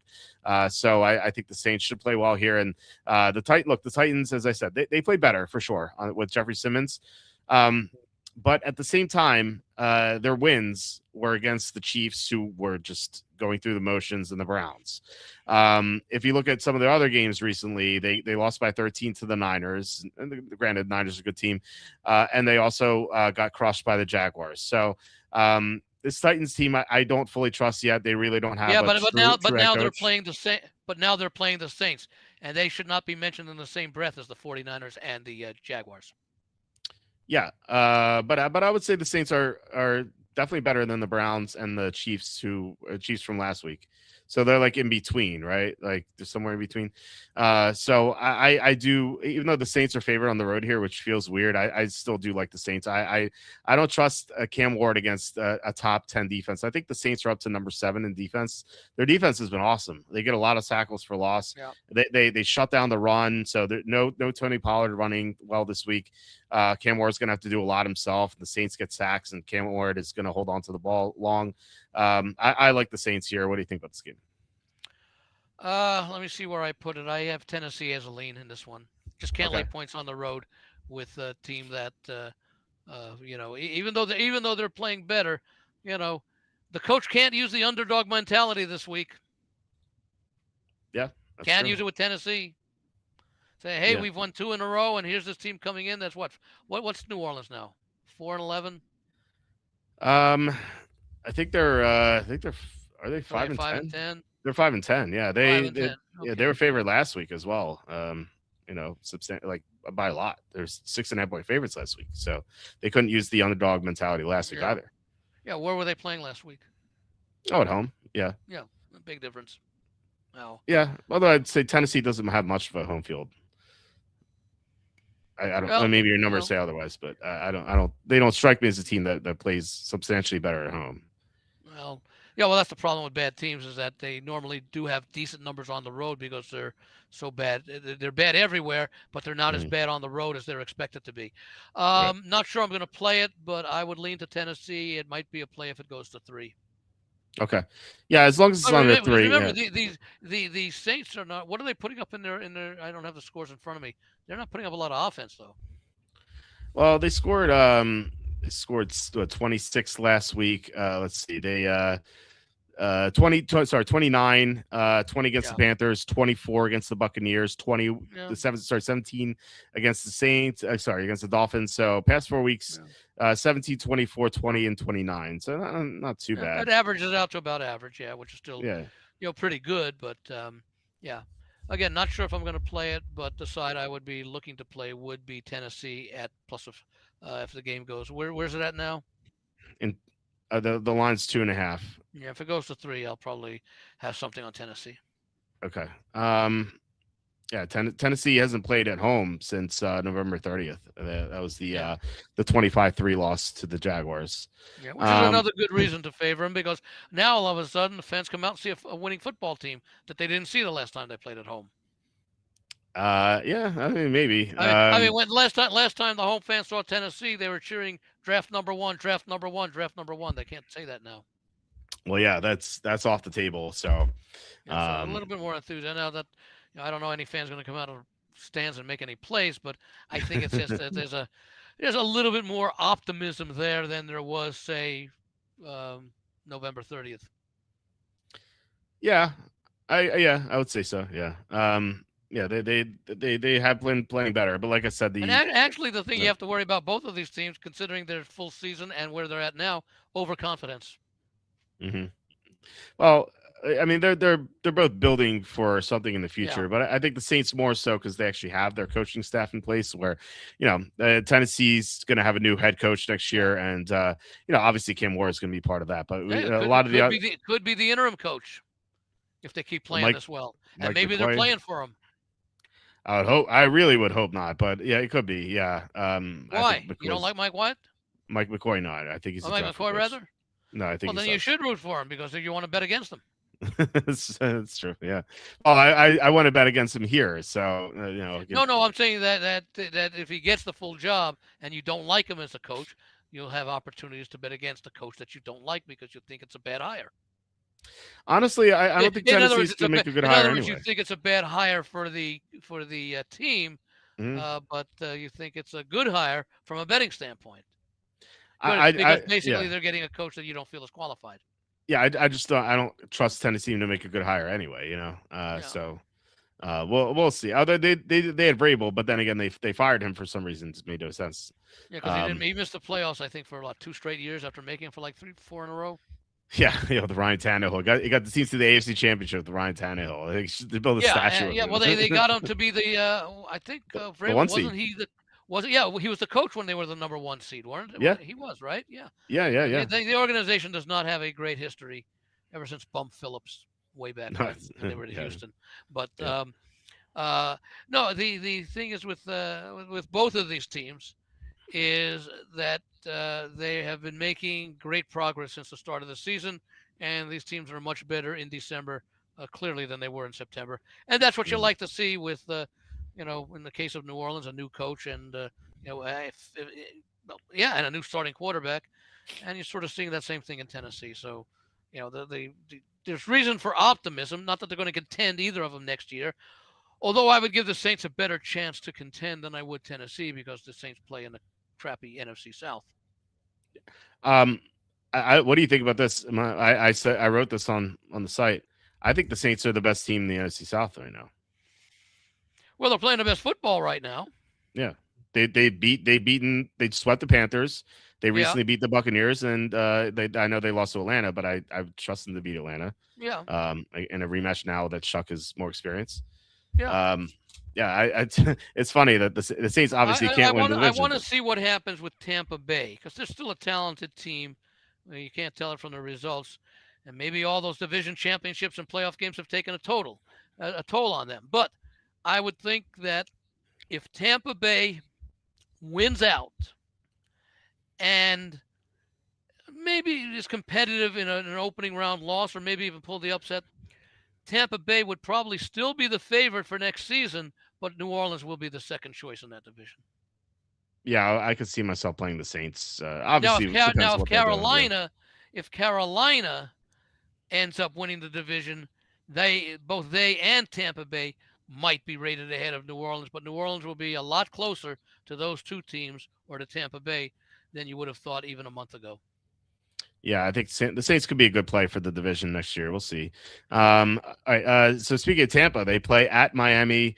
The Buccaneers are -5.5. We have a running gag on the site. This is almost 20 years now. It's called the Aurora Snowmo effect, and it's an indicator that when a team absolutely needs to win, they tend to choke. And I think that you could maybe see that here with the Buccaneers.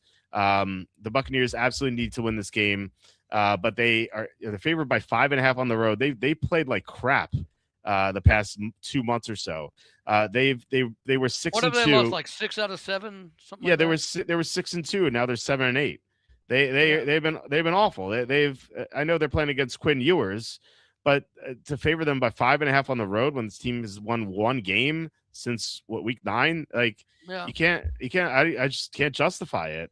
Now I don't really want to play Ewers either. Ewers is terrible. But no, maybe Miami runs well with Achan. Tampa's run defense has been awful this year. I don't think Vita Vea has been healthy all season. He's like on the injury report every week with the back, and he plays to his credit, but he's not the same guy as we saw in the past. So Tampa's actually like 30 against the run. They can't stop the run at all. So I think Achan could have a big game here. Waller against Tampa's defense against tight ends. They can't stop tight ends at all. I could see Miami just dinking and dunking down the field, controlling the clock, and Baker Mayfield not doing much. Against a Miami defense that does struggle against the pass, but is really strong against the run. So I don't trust Tampa to win by 6 or more at all. So this is Miami or nothing for me. Probably nothing, but maybe you can talk me into liking Miami. What do you think about this game? Uh, I take a look at who Tampa Bay has played since the early part of it. They played a tough schedule. They played at Houston. They hosted Philadelphia. They played at Seattle. They hosted San Francisco. They played at Detroit. They hosted New England. They played at Buffalo. They played at the Rams. The last 3 weeks, the losses have been, maybe it's just tired, and they've all been at home: Arizona, New Orleans, and Atlanta. So maybe, and then of course last week at Carolina. So maybe getting away again will be good. I lean towards Tampa Bay. I just don't know what kind of effort we're going to get out of Miami. Now we've gotten efforts out of Tampa Bay recently. They just haven't been good enough. Okay. I mean, they've been, a couple of close losses there, but that might be different against, Miami. Miami, what have they, they've got nothing to play for. They got a third string quarterback who I guess is, what is this, a trial for him for next year, I guess? To be a QB2 somewhere. What's that? Oh, to be a QB2 somewhere. Yeah. Yeah. I mean, McDaniel, I think, is coming back. That's the word that I think we're hearing more and more of right now. So I wonder how much the Dolphins will really go out. They didn't like Tua. Well, they certainly didn't play for the backup last week.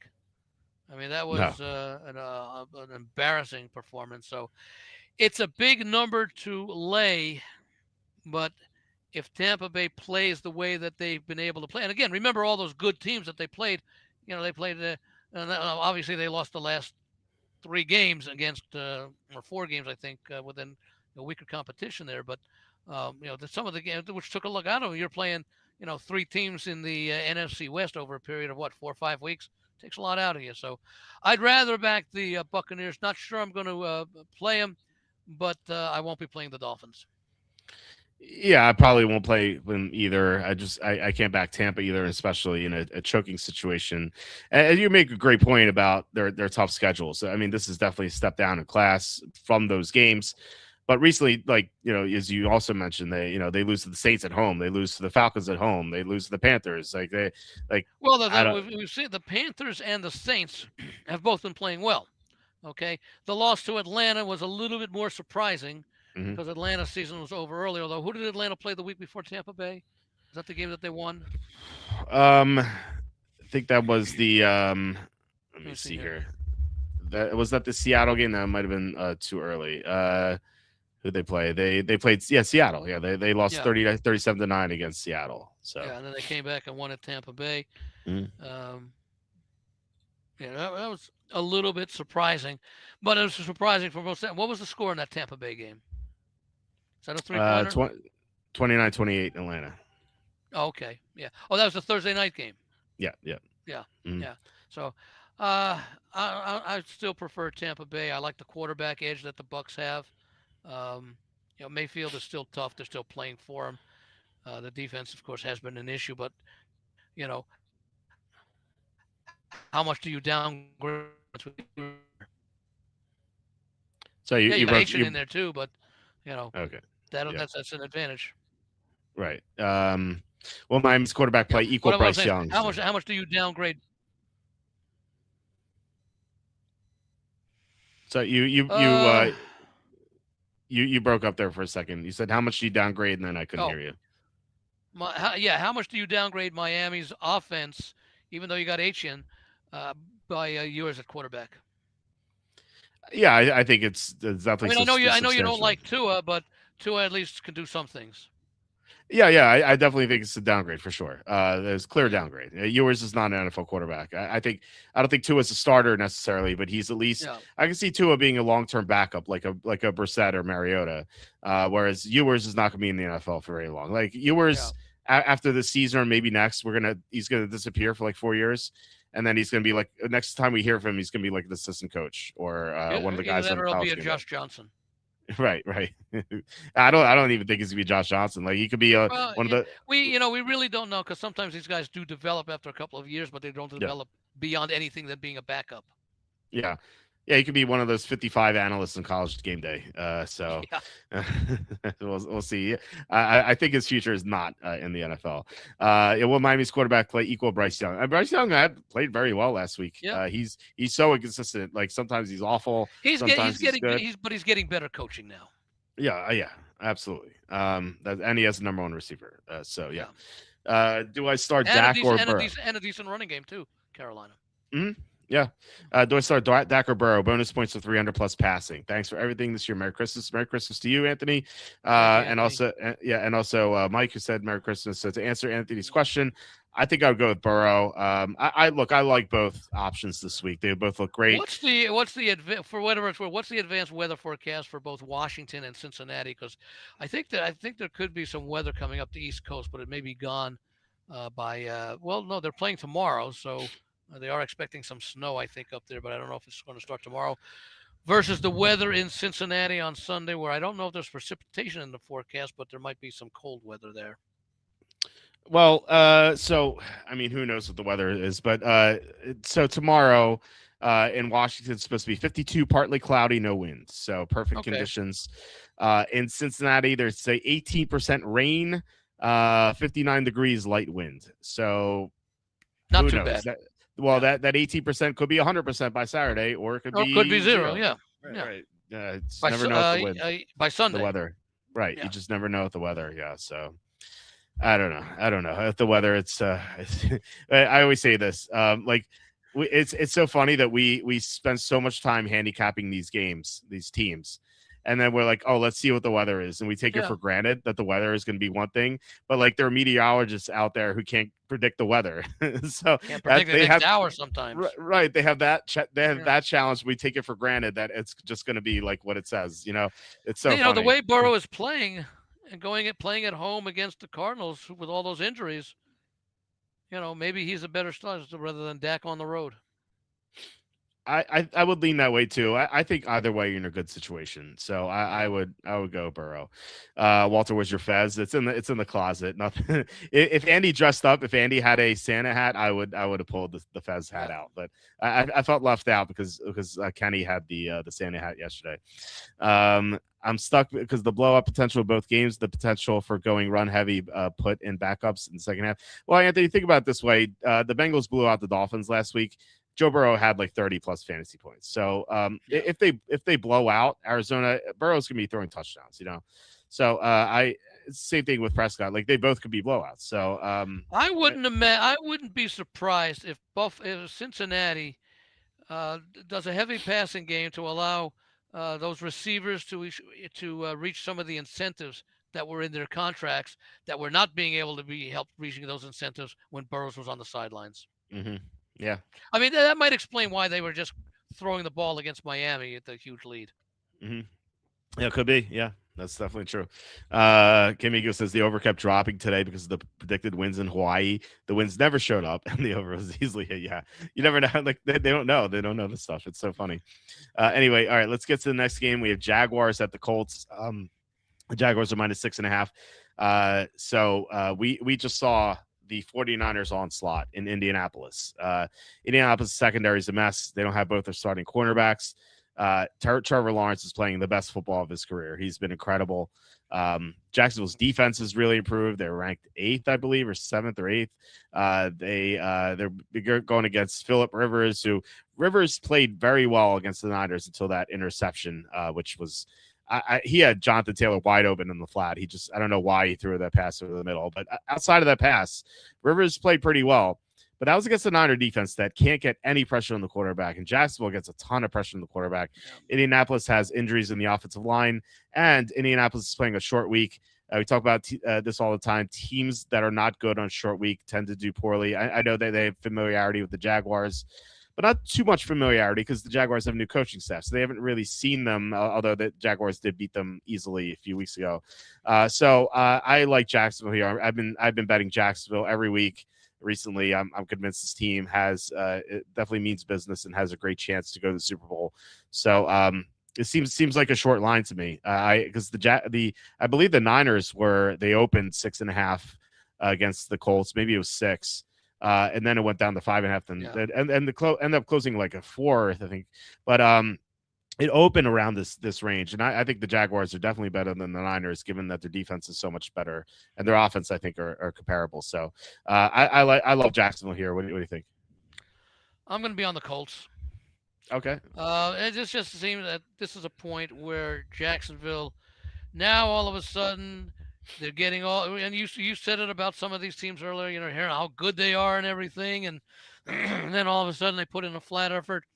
I think this is the week where Jacksonville puts in the flat effort and the Colts do what they can. Have they been eliminated? Colts? No, not mathematically. Not mathematically. No, they can.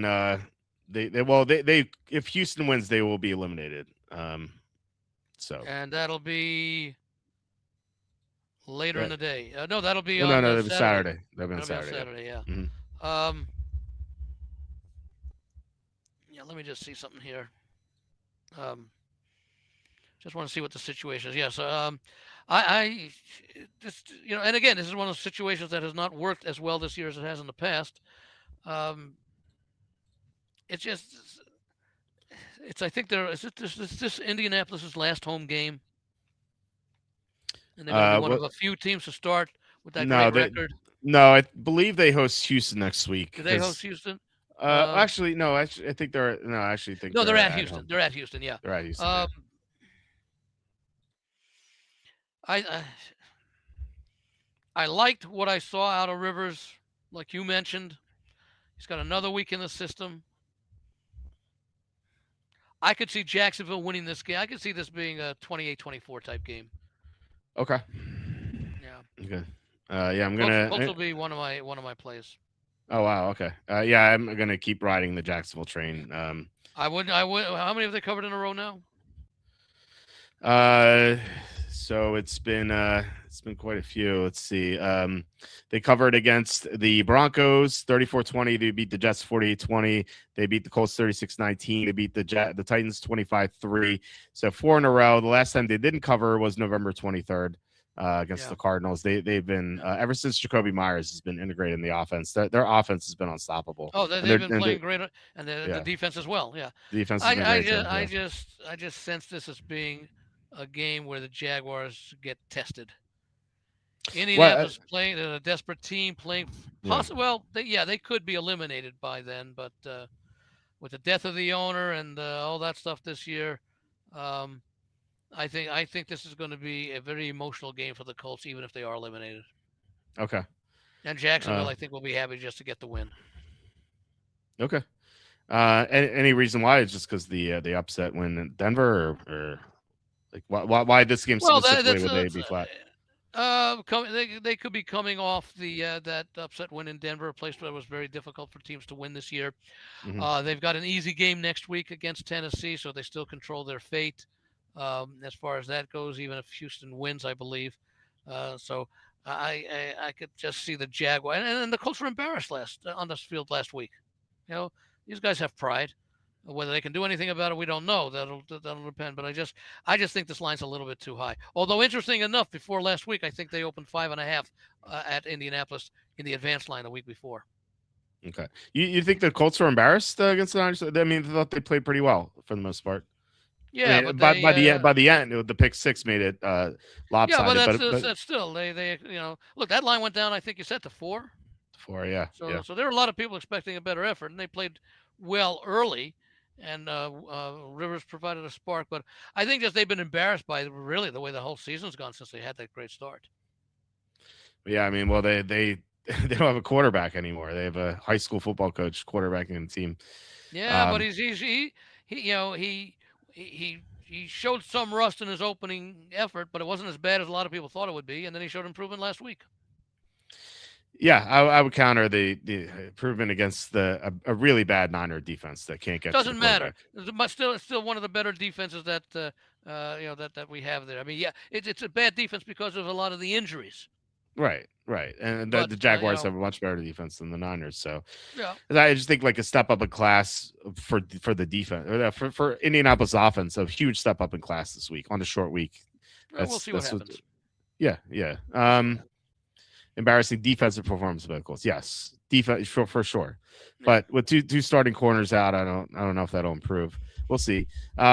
Patriots at the Jets. This line is Patriots minus 13.5, and that might be too low. I'm every week I'm a guest on the Play Like a Jet podcast, and every week Scott Mason, who runs the show, he's like, hey, this line is too high, isn't it?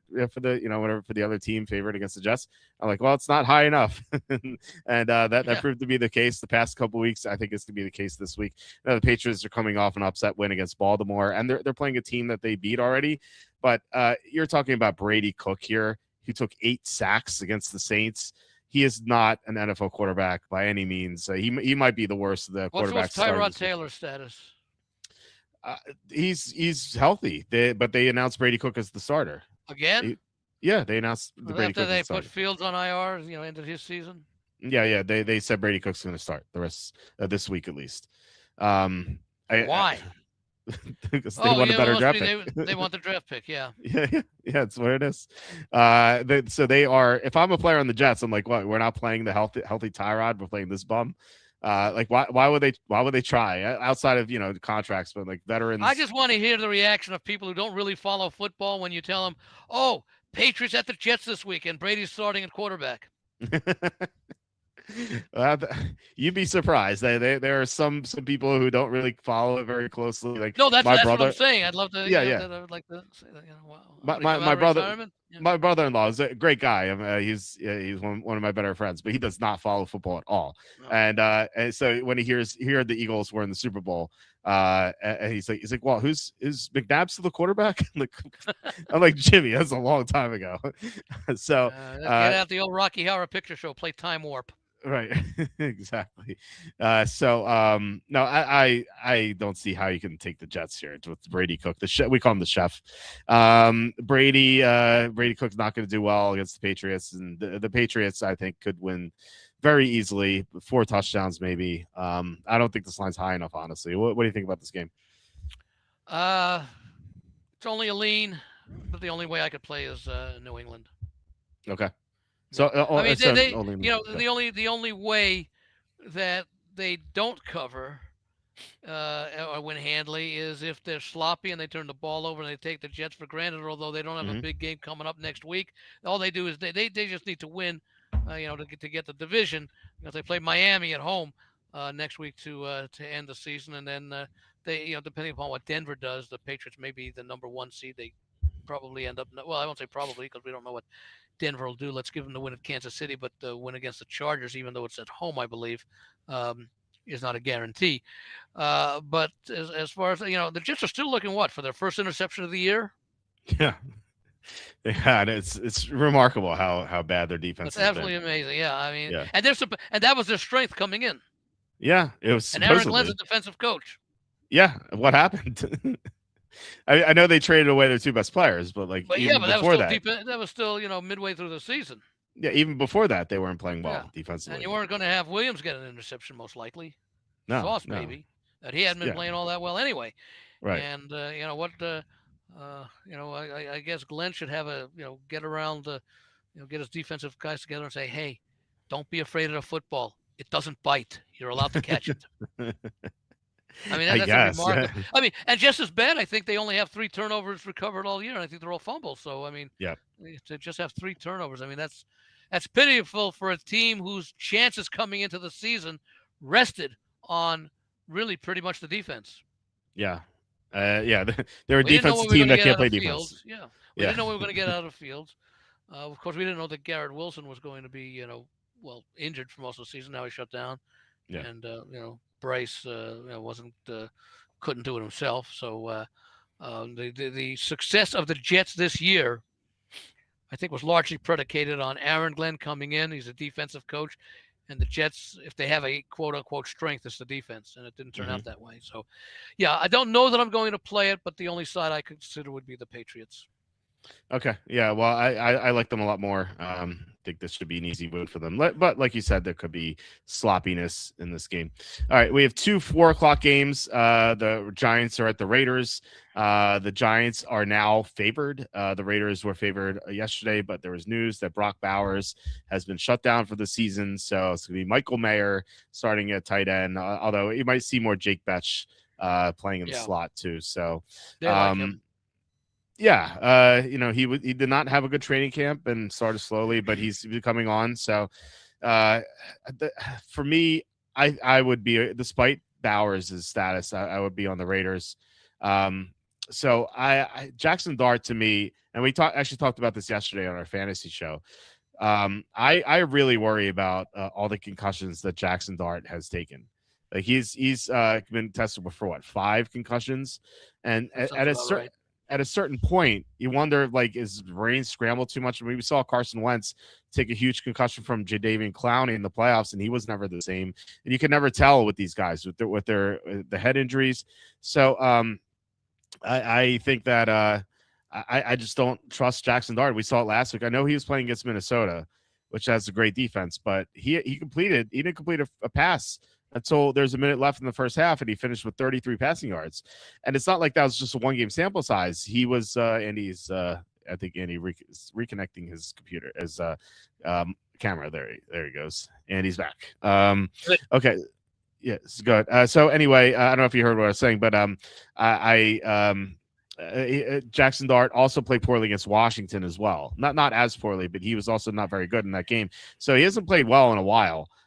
So I think the Raiders win here. I don't know why they don't just shut him down. We talked about it coming out of the concussion the first time. Yeah, I agree. That's the Giants for you. I agree. Yeah. And I think the Raiders with Ashton Genty look good here. Genty had 2 long touchdowns last week against Houston. The Giants are the worst run defense in the NFL. Genty could have a huge game here. I'm playing Genty in DraftKings. So I like the Raiders here. I don't love it. I don't know if I'm going to bet it, but I would take him. What do you think about this game? I pretty much have the same opinion. I do like the Raiders here. I did write them up as a play, actually, when they were still a 1-point favorite in the game, because I just liked the way they matched up against the Giants. I mean, they finally had a decent offensive line performance last week. Yeah. And the defense has really played well all year. I don't know where do you have the Raiders defense ranked? Because I think it surprises a lot of people. 20th. The Raiders are 20th. That's a surprise, isn't it? Yeah, I think most people would say it's probably bottom 5. But yeah. Yeah. Yeah, they're good against the run. I would say that against the pass, not so much, but against So and obviously they have Max Crosby. Obviously, you need to check Crosby's status because he was DMP today, but he's been DMP a lot on the first day of the week. So I wouldn't read too much into that. Just make sure if you want to bet the Raiders, just make sure that he's playing. Yeah. I'm not sure if I'm going to bet him, but it's the only side I'm considering, and it was a play when they were the underdog. Well, they are the underdog now, so it is a play I am considering as a part of a teaser. Okay. I like teasing that up for sure. Okay. The other 4 o'clock game is Eagles at the Bills. The Bills are 1-point favorites or 1.5, depending on where you look. So we were promised, maybe not promised, but we were told that Jalen Carter and Lane Johnson would be back this week. But Lane Johnson did not practice today. Now it's only Wednesday. Maybe he comes back and practices tomorrow or Friday. But but my initial selection here on the site that I made Tuesday was predicated on the fact that Lane Johnson would be back as well as Jalen Carter, because the Eagles are so much better with Lane Johnson and so much worse without him. Like they it's a different story. It's night and day with the quarterbacks. But it doesn't even matter who the quarterback is, whether it's Jalen Hurts or Nick Foles or Carson Wentz or McNabb. Lane Johnson is they're so much better with Lane Johnson. I really don't trust them, especially against a really good Bills pass rush if Lane Johnson's not going to play.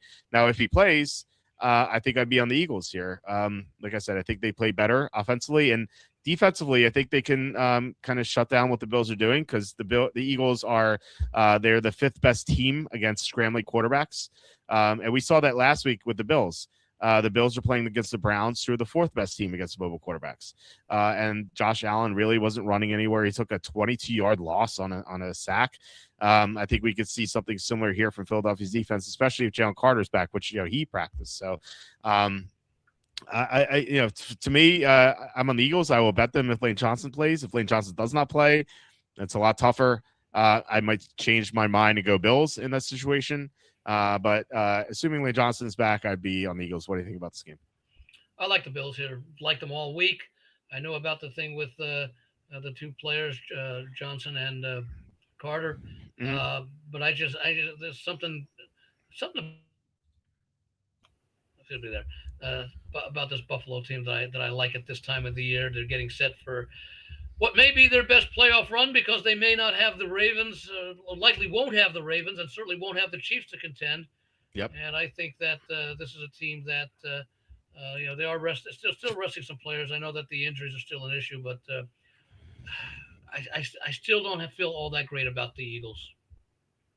I mean, Lane Johnson, that's a part of it, but just the play calling, they started a little bit better. Barkley got a little bit more involved now, but McDermott takes a lot as a coach, but I still, it's hard to say you like him over Sirianni, but Sirianni's not been all that brilliant this year as well, the way he's handled both Barkley and Hurts. So I just like Buffalo a lot in this game. The sentiment I heard from casual fans this week, and I talked to some of them, they were like, "What's wrong with the Bills? The Bills are not going to do anything this year, huh?" And I'm like, "What?" But 2 weeks ago, they beat the Patriots in New England. Like, what are you talking about? And they're like, "Oh, they look terrible against the Browns." And I'm like, "Well, the Browns have a great defense. They had a good matchup against them, and it was a bad spot for the Bills." Yeah. And so, I wonder about that. Like maybe this line is what shouldn't be. If Lane Johnson's out, I'm saying that like I think I would definitely switch to the Bills in that case. The other thing is that the last 2 weeks, the Eagles went up against the backup quarterback for both the Raiders and the Commanders. Yep. Previously, they went up against the Chargers, which was the game they lost out west. They lost at home to Chicago. They lost at Dallas. So, now they're facing a quarterback that, look, he's defending MVP. You certainly would not rank them. I still rank Allen as one of the top 2 or 3 quarterbacks in the league. But look at the performance against the Chargers. The Bears were a little different, but there's a big class difference there in quarterbacks. Prescott having a great year, so they weren't overly impressive against a weak Detroit defense. That was a 16-9 game, I think they won, or maybe it was a close game, and because there was also the week before at Green Bay, I think, which was a close game that was decided. The offense didn't do all that much, so I have confidence, especially with the Bills' ability to run the football. Stopping the run is a little bit different, but who knows how Barkley's going to be used. And the game doesn't have as much meaning, I think, for Eagles, for the Eagles as much. I think they could still improve their position, depending upon how things with those NFC West teams. But look, they're going to host a playoff game. They'll either be seeded number 3 or number 4. I think there's a mathematically possible, but realistically impossible. I think they can still get the number 1 seed, but I think like ties are involved or something like that. They can't get the 1 seed. I'm sorry. I read that they were eliminated from 1. There's still a possibility, but it's unlikely they could get number 2. But more realistically, they're going to be a 4, possibly a 3, depending upon what happens with those NFC West teams when they settle things out with those those games amongst those 3 teams, involving those 3 teams down the stretch. So I think it is a good spot for Buffalo. The coach can basically say, you know, you guys were fortunate last week against Cleveland. You didn't play your best. Now you're facing another Super Bowl. Now you're facing a Super Bowl contender, and your effort last week won't work this week against the Eagles, and you're at home. Yeah, so it seems like the Eagles are pretty close to being they're pretty close to being locked into 3, right? Can they get to 4 even if yeah, I think they're pretty much locked into 3. No, I don't think so. No, they what have they got? We got 10 wins. Okay, so the only way I think the most that Carolina could get is 10 wins. The only way they go to 4 is if Carolina wins out and they lose out. Yeah.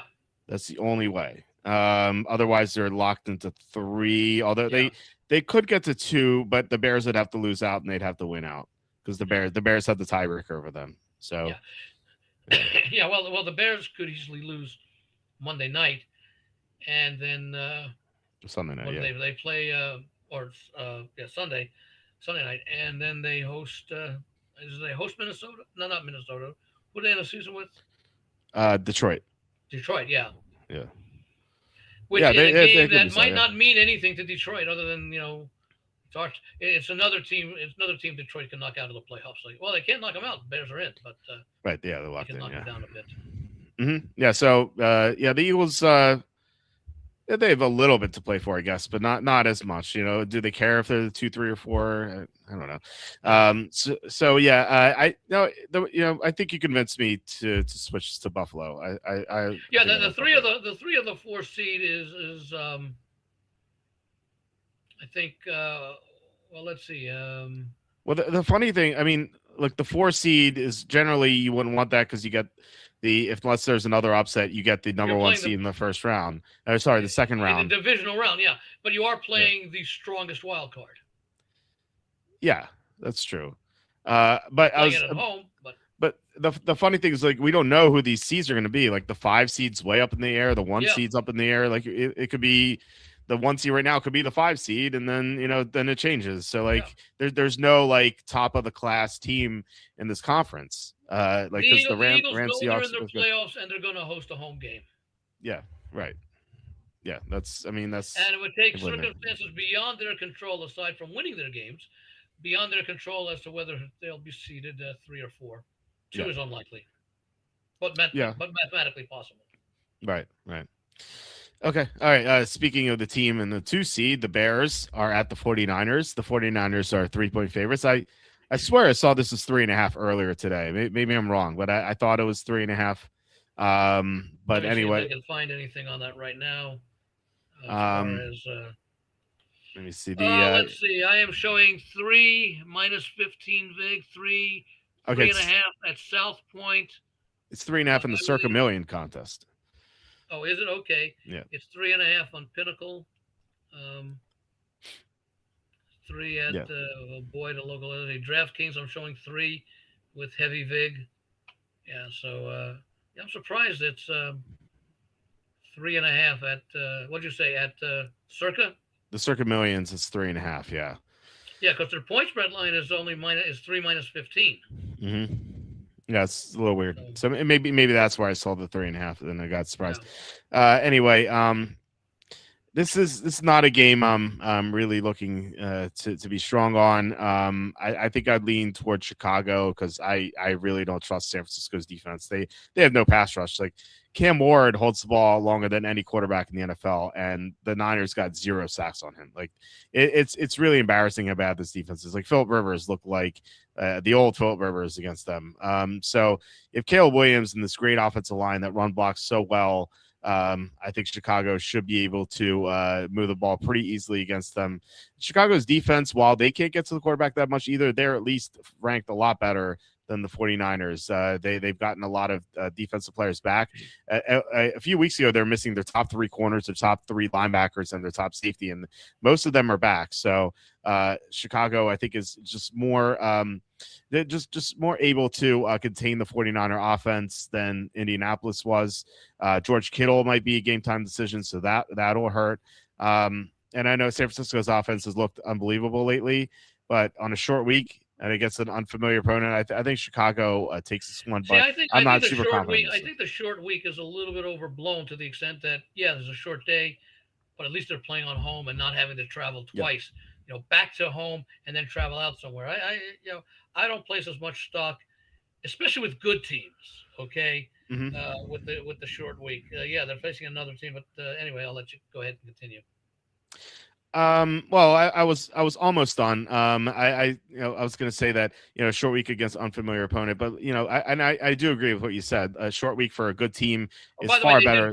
They did blow the Bears out last year around this time, and they were it was a huge edge in total yardage in that game, as I recall. Yeah, that's right after Eberflus got fired, right after Thanksgiving. Which you would have thought would have been a positive, and yet the Bears continued to lose. Yeah, well, a much different team now, and they've been better. Like if this were 2 months ago, I would like the Niners. It's kind of like what I said last year when the Chargers hired Harbaugh. I said they went from one of the worst coaches, Eberflus, in the past 25, Staley rather, in the past 25 years, to one of the best in Harbaugh. And now you can sort of say we don't know about Ben Johnson, but they certainly went from maybe second or equivalent to Staley and Eberflus to a coach who looks like he has the makings of a good head coach. Certainly the job he's done this year. Oh, yeah, and we see Detroit missing him for sure. So, absolutely. So as far as what you're saying, like, a good team coming off a short week, not as bad, but this is a horrible defense. So horrible defense off a short week, coming trying to have a game plan to stop Chicago. I don't think they're going to be able to do it. I think this is going to be a high scoring game. And I think this is going to be decided by a field goal. So I'm inclined to take the points here, but this is not a very confident game for me. What do you think? It sounds like you like the Niners. Is that true? I like the Niners quite a bit. They are playing well. Okay. They've played through all the injuries, as we said before, kind of like with the Chargers, all those offensive line injuries. They still continue to win. The 49ers are in a position that nobody – you tell me all the injuries that they would have had all the years, including how many games did Trent Williams miss? He missed a few games, didn't he? I can look it up in a second here. Yeah. Anyway, you tell me that the 49ers, with all the injuries, were going to be where are they right now? 11-4. Yeah. By the way, Trent Williams has not missed a game yet this year. He hasn't. Okay. I know he was questionable. Yeah, he's only missed 10 snaps all year, which is pretty impressive. Yeah, okay. Well, and of course Purdy's playing very well right now. Pretty good, as a matter of fact. That this is a team that just knows how to win. They've compensated for the injuries and they've win. I don't necessarily care sometimes what the numbers say, because it's the performance on the field that counts. And you've got a very experienced 49ers team. 2 years ago they were in the Super Bowl against Kansas City, that overtime game that they lost. But this is a team that's been playing especially well for Shanahan since they've got there. Now they are in a position that, despite all the injuries they've had on both sides of the ball, because Kittle missed some time, Purdy missed some time, Mac Jones filled in nicely, they control their own destiny for not just, they're in the play, but they got to control their own destiny for the number one seed. I don't think they let that opportunity go by. We'll see what happens against Seattle. Seattle could win that game, but I think they're going to be in position to get the number one seed with a win against Seattle.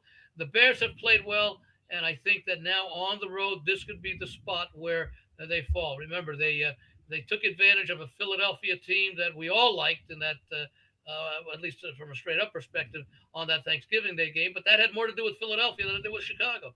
The game was, 23-9? Not exactly a tremendous game, but Philadelphia, again, forgot that, they've got an offense that can do things if the coach would just, let the play calls be made. And I don't think that, I don't know. I wonder if there's any talk about making an offensive coordinator change with the Eagles after the season is over, but you would know better than that if there's any talk about this. No, I like the 49ers quite a bit here, certainly at -3.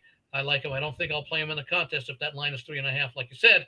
But Hmm. certainly at -3 out of pocket and in the contest, I'll be on the 49ers. I just think that Bears have played well, take nothing away, but they have managed to lose games that against good teams. They lost at Green Bay, a few weeks ago as well. So I mean, it's possible. And yeah, Green Bay's defensive numbers are better, but again, I like the experience, and they've adapted decently without Warner out there, which thought was going to be the reason why the season was going to be a collapse.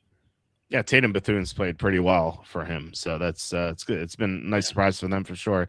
Okay, yeah, we disagree on this one, but I'm not Would I'm I not be big on would the I be Bears. So. surprised or shocked if the Bears won the game? No, because they've been playing extremely well. But again, you've got the 49ers, an experienced team with a nice nucleus, even with the injuries. And again, in a position that nobody, probably including themselves, I think, when Warner goes down, 49ers are saying, we just hope we have a chance to make the playoffs. Right. Yeah. And with that schedule, they've been unbelievable. Yeah. Yeah, the way they responded from all those injuries. You're right. Well, not only It's that, yeah, yeah, they're going to have 3 of the 7 teams in the playoffs, and yeah, obviously that means by definition they've played a fairly tough schedule. And just by looking at the division games, I mean, they basically play similar games. I mean, keep in mind that I think there's only 3 games of a team schedule that are unique. Obviously, you can't play yourself, but you basically 10 games that you play. You play the 4 teams in one division in your conference. You play 4 teams against the same division in the other conference, and then you play 2 games against the teams in the against the divisions that you don't play all 4 teams. You play the team that finished in the same position in their division that you finished in yours. So basically, 10 of the yeah. 17 games are unique. 6 of the 17 games are against your own division, and the 17th game is that random game against a team in the other conference that came in a couple of years ago. Right. So the fact that you played that, so the fact that you've played that 3 teams are making the playoffs from the same division when they basically eat up on each other because they have to have a number of wins against each other just by virtue of playing 6 games against each other. Because I don't think you're going to go like 11-0 against the rest of the league and 0-6 in your division. Hmm. Yeah. Even Arizona can't do that, but because they can't win the 11 outside the division. They won 3 games all year, and I believe I think all 3 of them were outside the division. Carolina, New Orleans, and who was the other team they beat? Um, who was the other team they beat? They've lost, I think, 12 out of 13. Yeah, and they had some close games against the Colts and the Packers. Yeah. The Cardinals beat the Cowboys as well, which Okay. used to be a divisional team Yeah, well, that was used to be, but a only long play them time once. ago. But Yeah, no, a no, long time ago. long time ago. But Yeah. yeah, and that was a surprise because the Cowboys were playing so well at the time. And you talk about one of the bigger upsets in retrospect. Cardinals winning at Dallas that Monday night, given the fact that that's their only win in a 13-game stretch. Yeah, like I said, they had some close calls, but yeah, that surprised a lot of people for sure. Yeah. It's Chewy joining us for the first time. Welcome, it's Chewy. I hope you stick around. We tend to go live around 10:30 each weekday night, not Monday because the Monday night game, but the Thursday we go live like a half hour after the Thursday game. Says I like the over Eagles Bills. I don't know if you covered the total. So any thoughts to the total on the Eagles Bills game? To me, I mean the Eagles offensively struggle. Don't know the weather and the wind. Okay. The weather and the wind, which again we don't. It's so tough to predict this. Yeah. Looks like 59% rain, 34 degrees, which could be snow, I guess. 34 degrees. Yeah, that does introduce the possibility of snow. Yeah, 34 degrees, 59% chance rain, light wind though. So, yeah, I think Eagles offense is so sketchy against these better teams. I don't really trust them to score. And then you said there's a game I would. The game goes over if the Eagles are successful. Well, probably running the ball, which might open up the passing game a little bit against Buffalo. Although Buffalo's passing, I think I wrote this one up, and I believe one of the things I said is the Bills are number 1 in rushing offense, but they're number 30 in rushing defense. Again, using the traditional numbers. Yeah. At the same time, they're number 2 against the pass. Yeah, their pass rush is really good for sure. Yeah. Now the question is, are they number 2 because teams are able to run the ball, or are they number two because they just play great pass defense? And I have to say that it's probably the latter, simply because, yeah, Buffalo's defense is not good, but I think they're only giving, only the ranked number 30, they're giving up like 140 yards per game. Well, Mhm. that's maybe what 40% of what a normal team's going to gain in total yardage in a game. Yeah. I think the norm is something around 310 yards a game, maybe something like that. So if you're, that's basically what Buffalo's giving up, I think, because I think they give up 167 passing, and I think it's 144 rushing, which would be 311. But I think that's a number I seem to recall from. Well, let me see. I think I have it here. I didn't update it through last week, but the average yards given up through everything last week is 328. Hmm. So they're still a little bit better overall. But the thing that would hurt the total, or that would, well, in this case, help his over, is if the Eagles are able to put points up against Buffalo. Because if you look at if you again, I like to rank the four units. Hmm. I'd probably rank the Buffalo offense as number one, the Philly defense as number two. Yeah. But then I think there's a gap between whoever you want to rate number three, because again, the Bills are a little bit. But well, let me see where the numbers are. And again, total yard. It's not necessarily a good measure, but it is a reasonable measure. Let's see here. Buffalo, um, number three on offense, number 12 on defense. 313 is what they had been allowing. 3 in points scored and 16 in points allowed. The Eagles 22 on offense, 14 on defense, so they actually rank slightly lower than the Bills in that stage. 18 on offense, but number 6 in points allowed.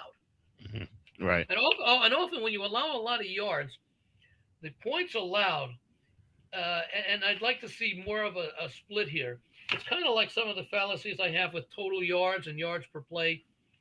I think total yards should include interception returns, fumble returns, and kick returns, not included in a yards per play basis, because how much of that 19.6 points per game that the Eagles allow, or that that the Bengals allow, is related to successes or points put on the board by the opposing offense, regardless of how they were set up, and points put on the board specifically in terms of fumble, interception, and kickoff and punt returns. Even if they set them up in good position, I don't know that you could say that that's why they scored the points, because you still have to cash in. And how many times have we seen teams set up in good position and fail to cash in? Thank you, Dave Campbell, Dan Campbell, because they don't convert when they're given that great field position. So I think as far as that's concerned, um, the rank, the again, I do this thing called the X factor, which correlates scoring to point production. If you rank to yard production, if you lead the league in yards gained, you should lead the league in points scored. If all Right. things were equal, if you lead the league in, or you're last in the league in points in yards allowed, you should be last in the league in points allowed, and that's not true. And the reason a lot of it has to do is because of the play of the special teams, or where fumbles and interceptions occur on the field, so that a team that Cleveland, let's say Cincinnati, with their poor points allowed record, how much of that is due to offensives actually cashing in position or scoring on big plays or whatever, versus points that are attributable to giving up pick sixes? I'd like to see, and there might, I haven't really looked on it, but I would think online there, with all the thousands of people who put stuff online and track this stuff, I'd like to think that somebody has that kind of breakdown as far as points allowed due to the offense getting in the end zone, and points allowed because of defensive touchdowns that they've allowed, or special teams touchdowns that they've allowed. Yeah, I'm sure. I don't know. I mean, sure, you could find it somewhere if you look hard enough for it. Look, I could go back. I could go back and pick up every game and redo the yardage from the book, the scorebook that they put out, and just add in all the return yardage, and add that into a team's total yardage, and also take a look at all the scoring plays, and add up all the uh, you know 58-yard kick return. The Jets might lead the league in that situation as far as their scoring, and we know that the Jets don't score much. The Jets are averaging, where is it here? The Jets are averaging, or they were averaging 19.7 points per game, 27th in the league. And we know that probably 20 to 30 of those points, a minimum, have come on the special teams returns. We know they haven't come on interception returns. Right. Kick returns, we know they have come on. That's certainly true. Okay, so so first time, Jim Close. You could catch the replay on YouTube, on our YouTube channel. It's Chewy. So if you miss a show, you can always do that. And Cassandra's saying there was a 3.5 today. Tracked it, but didn't note the book. Okay, yeah. So maybe I'm not crazy. I thought I saw 3.5 as well. So minus 19 plus 103. Yeah, I can see that. Yeah. Okay. So we have the Monday night game, Rams at the Falcons. This line is. By the way, I could understand if the people don't wait long to take the plus 3.5 on Chicago. Yeah. Oh yeah. Look, Chicago's battling for the number one. It's just, I think, a really good spot for the 49ers, and it's a spot where look, they're coming off of 2 games against Green Bay in 3 weeks. They split them. They've been through a lot. So that would have meant how many? Well, I don't think. No, Green Bay was the one who played all the divisional games in a row, the 3 divisional games before the break. But Chicago's had a. Let's see what their schedule has been. Green Bay, Cleveland, Green Bay, Philadelphia, Pittsburgh, Minnesota. Leading up to it. So it could be a spot where all that extra football or the intense football may have caught up, especially those 2 games against Green Bay, which were very physical games. Yeah. By the way, I do not put much stock into the overtime. Okay. Well, it wasn't that long of an overtime either. For Chicago, Green Bay last week. Right. No, yeah. But it's also not the length of the overtime; it's the number of plays. Right. But there are many times where a game will go the full 10 minutes in overtime, and the number of plays will still be less than their average for the season. That's true. Yeah, you definitely see that from time to time. Yeah. It's misleading. Or it's not full disclosure when you talk about teams playing overtime, because it's really the number of snaps that are played versus the amount of time. Right. Okay. Yeah, I agree with that. I don't know how many snaps they played exactly. I can actually look it up right now. Unless you have it readily, but I have it. I do have it readily available. I just have to. Let's see who gets it faster. Okay, last week's game, I show that Green Bay played a total of 70 snaps, excluding penalties, and the Bears played 60. Green Bay had 44 rushes, 24 pass attempts, 2 sacks. Chicago had 26 rushes, 34 pass attempts, and they were not sacked. So would you say 70 and 60, 70, 60? I said 70 and 60. Are you showing something different? I'm seeing 72 and 64. So it's pretty close. I don't know if that includes penalties. Okay. That could be it. I don't include them. They probably should be included as far as if we're talking about snaps. Okay. Well, I mean, we're pretty close in the number, and that's what 130 to 136 snaps. That's a low number, especially for an overtime. So consider Green Bay ran the ball 44 times. Yeah, right. They just drained the clock. I mean, I'd say probably 35 of them, if not more, were plays that the guy was tackled in bounds. Yeah. Bears only ran 26 plays, and 34 is not a lot. Yeah, you sometimes see games that are like in overtime 160 snaps. Yeah. That Redskins Broncos game was like 100. I think it was like 170 snaps. Well, they also scored 57 points in the game or something. Yeah. That has a lot to do with it as well. Yeah, exactly. So, it's a low snap count, so you can't really read into that. So I agree for sure. All right, let's. But remember, when we're talking about overtime games, the public perception is that overtime games are a huge negative, or at least a negative. That's not always the case. Yeah, that's definitely true. Yeah. Okay. So the Monday night game, Rams at the Falcons. The Rams are 8-point favorites, or 7.5, depending on where you look. The Falcons coming off 2 straight wins against the Buccaneers and the Cardinals, but is a big step up in class from the Buccaneers and the Cardinals to play the Rams, who And not the not Rams are pissed off. yeah, exactly, not just the They Rams. they let the number one seed slide through their fingers. Yep, Started with the they Carolina loss and was followed up by the Seattle loss, especially how they lost that game, leading so much of that contest. yeah, they were up 30-14, and then there was Mm-hmm. the craziness occurred between That the was early kickoff fourth quarter, return and right? I believe so. Yeah, it was I think between Seattle was. I think they said Seattle was like 1 in 150 if they're down by yeah. 14 points or more, or something in the fourth quarter.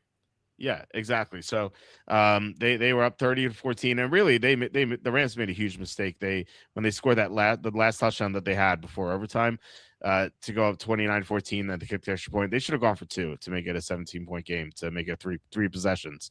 Um, They made it a 16-point lead. right. So I they should can have gone to 17. The thing there is you're playing well Hmm. because this is before Seattle started their comeback, Right. and it now takes 3 scores to beat you if you make the extra point. Well, two, Now, the two. no, Yeah. sorry, yeah, it takes 3. However, if you miss the extra point, you're up by 15. It takes only 2 scores to beat you. Obviously, Yeah. it means that they got to get the 2-point conversion.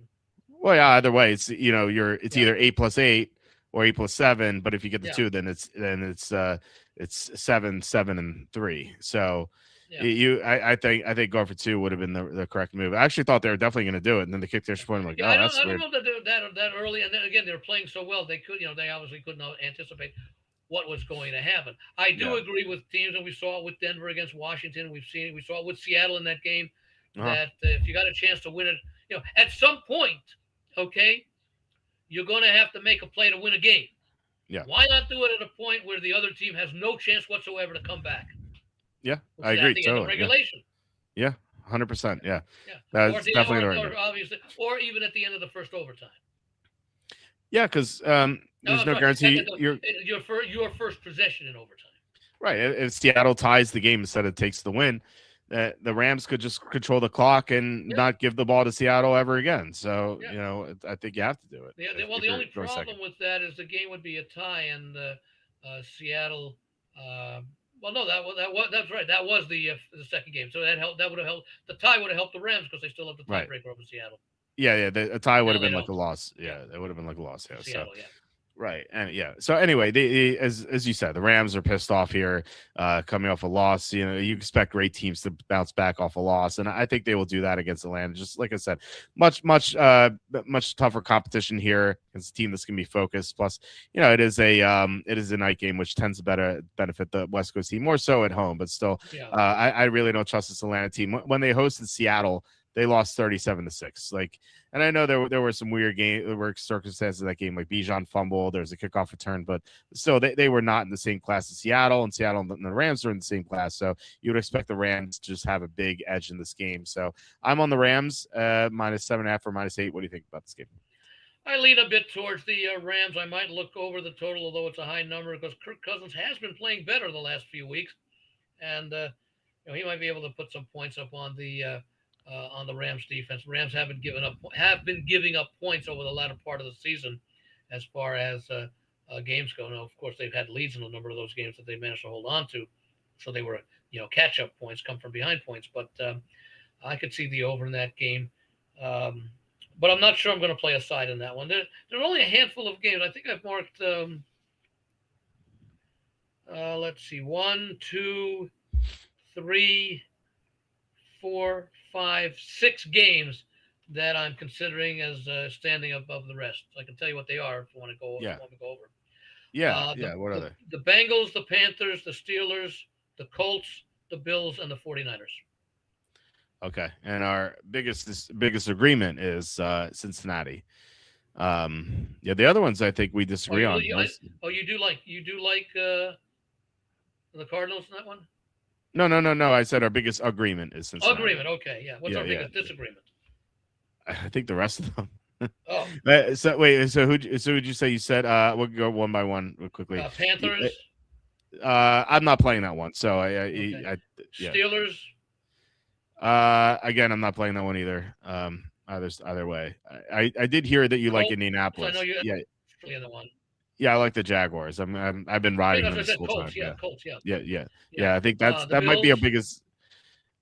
You convinced Yeah, I me on think the that Bills, is. so Yeah. we agree on that one. So our biggest Well, I never disagreement want is, to. I never want to convince you. I just want to present a an argument there. And well, the no, I was 49ers. already wishy washy on the game, and I was slightly in on the Eagles, but you made some great points, and you convinced me to switch to the Bills. But no, our biggest disagreement is Colts Jaguars. Our biggest agreement is Bengals What over the about Cardinals. Bears 49ers? Or are you not? I'm not really playing that You one. might. Oh, I don't know. You said you might consider Bears plus 3.5. Yeah, 3.5 is a different story. Yeah. But I don't know. Both these teams I think are a little overrated for depending on based on their records. See, I don't overrate the 49ers simply because this is an experienced team. They had too many injuries last year, but maybe it helped them prepare for this year with all the injuries because they've been able to overcome them. And Yeah. it's it's not like the Bears who are coming from. Well, I mean they're both coming from lousy records, but the Bears' lousy record goes back several years. 49ers just goes back last year. Yeah. Yeah. I So just I yeah. yeah. I just worry about the defense. Like no pass rush at all. I But think that'll hurt them they've had eventually. no pass rush, and yet they've still managed to win these games. Yeah, I know, You but know. the softest non-divisional schedule. They're going to play all tough games in the playoffs, and Yeah. um, Well, I just said they played three tough games. Two against the Rams and one against Seattle, and of course they lost one of the games against the Rams early. But they've also had some other tough games during the course of the season. yeah. Well, keep in mind the one of those tough games against Seattle they played when they had everyone. Yeah, Is week one. They had yeah, Nick Bosa, they had Fred Warner, they had everyone. So and that was but that was actually a close game. That was what yeah, 16-12 or something like that. yeah, it came down to the wire. 17-13, something like that.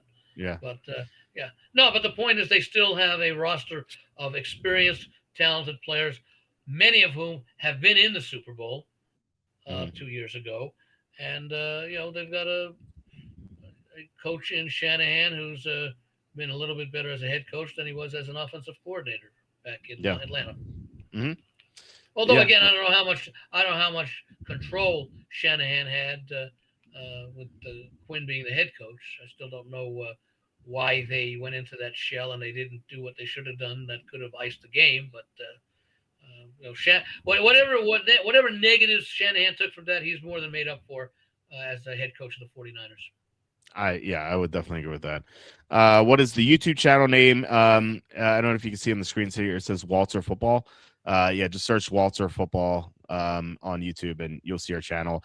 We have live stream replays 4 nights a week, and then I also post some like quick 15 to 20-minute videos as well. So yeah, we And you cover also a have lot. a show. I don't know when it goes up there, but it shows up. Because I know when I go in there to on Thursdays and Fridays to listen to you and Evan and you and Tom, it has a notice saying upcoming.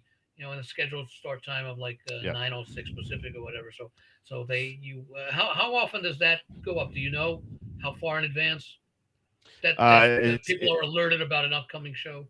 It's when I set up the live stream. So depends And when do on you do that? Normally, I mean, do you do it like 5 hours before the show, or half an hour, or?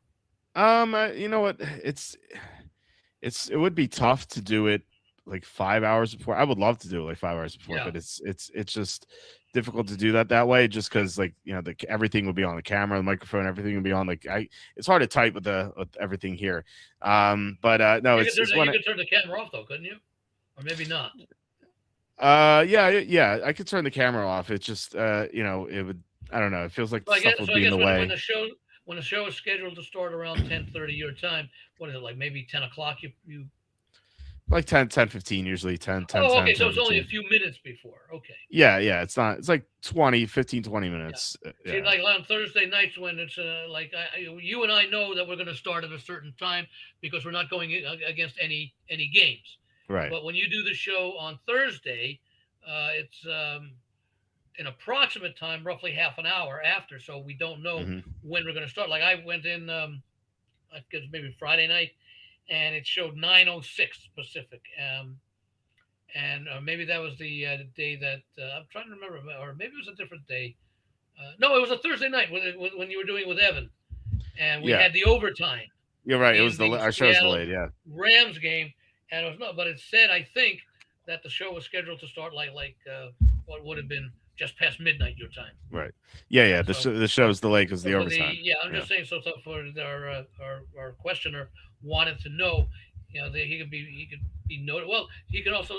Do you send out emails or something that to people who subscribe, let them know of upcoming podcast or? No, just because we have a consistent schedule. If we were kind of helter skelter, I think I'd do that. But I think Oh people no, but know that. I'm talking about for people who subscribe and may want to know about upcoming podcasts and don't realize. I mean, I know you mention it Um, all the time. yeah, I mean, if they subscribe and hit the notification bell, then they'll be alerted. So No, that's what I'm saying. I'm saying you don't alert them, but right, YouTube YouTube alerts them. does. Right. Yeah, Yeah. If send they they send out an alert. I guess I don't know when they send it out. I probably should I should probably sign up as an alert also. Just even though I know how to get in there and all that, but right. people might just be busy and whatever want to know that. But yeah, that's Hmm. that was a good question. Yeah, for sure. And by the way, this is our first Wednesday show in which we've had more than 6,000 subs on YouTube. So that was a nice milestone to Oh, hit. We actually hit a lot. We're up to 6,100. We were at 5,900 last week. It's for some reason we had 200 new subs this week. So that was really where cool to see. were you at the start of this season back in September? I crossed 5,000 in like August, I want to say. Oh, okay. So yeah, we hit 1,100. So you were getting like past, 30 to 50 a week. Yeah, it's Not really for cool. show. I'm just saying It's over the course of a week. it's so like sporadic. It's like 1 week we'll get like 1 or 2 subs, and then Yeah. like last week we had 200. I don't know where that came from. You know? Now, do you track it on a show by show basis? So that, for example, you might know that the Wednesday show is the least viewed and the Friday is the most viewed, or Yeah, maybe the Thursday is the most viewed. Yeah, I can see views. Yeah, Yeah. I can see views. I think this show is pretty highly viewed. As far as Well, the thing is, all you the have other 3 ones. different types of handicappers on. Yeah.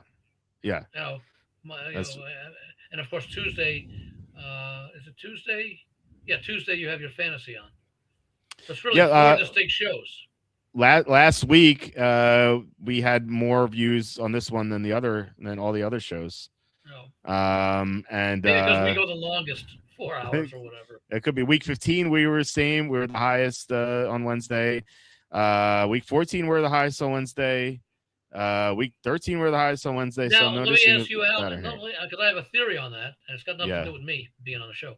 I've got a theory on that, but how did Wednesdays? Maybe you don't know the answer from last year. How Wednesdays did?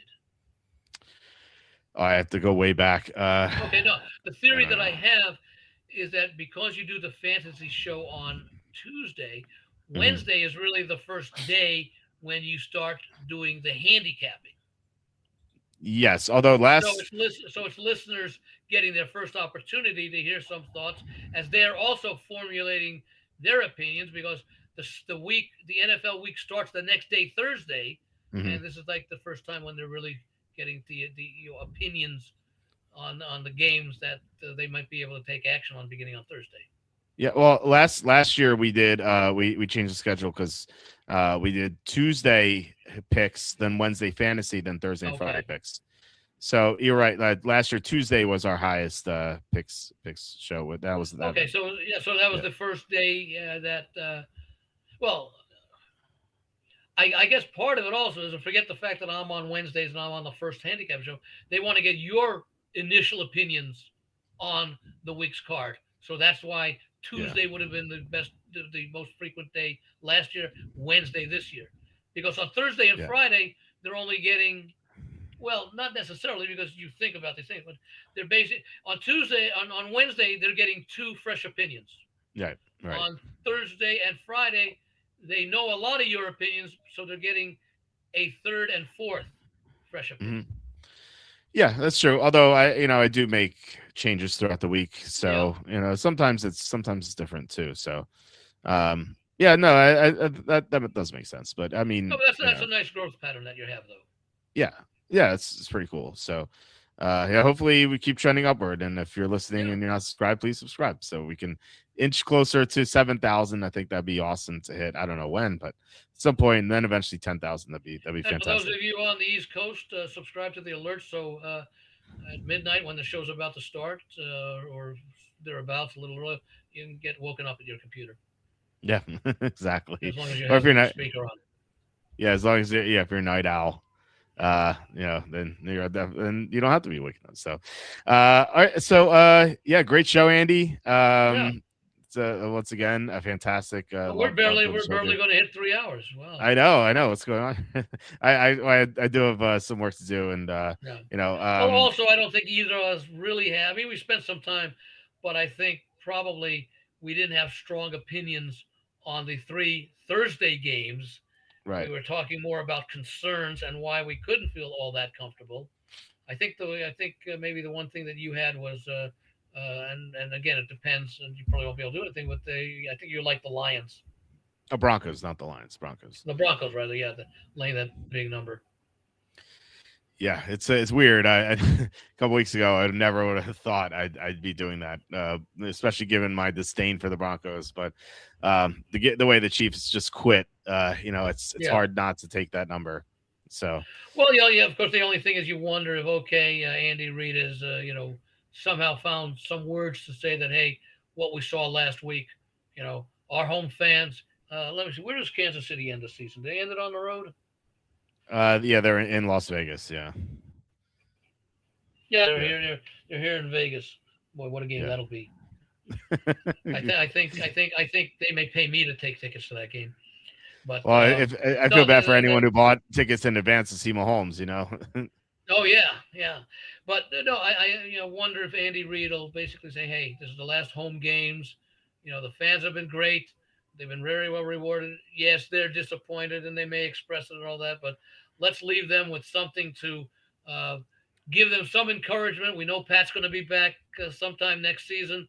We Mhm. don't know if Travis is going to be back, so let's really play hard for these guys who mean so much to all of us and all of the fans out there. And you never know. I Yeah, mean, I don't know that I don't know how much pressure there really is on Denver.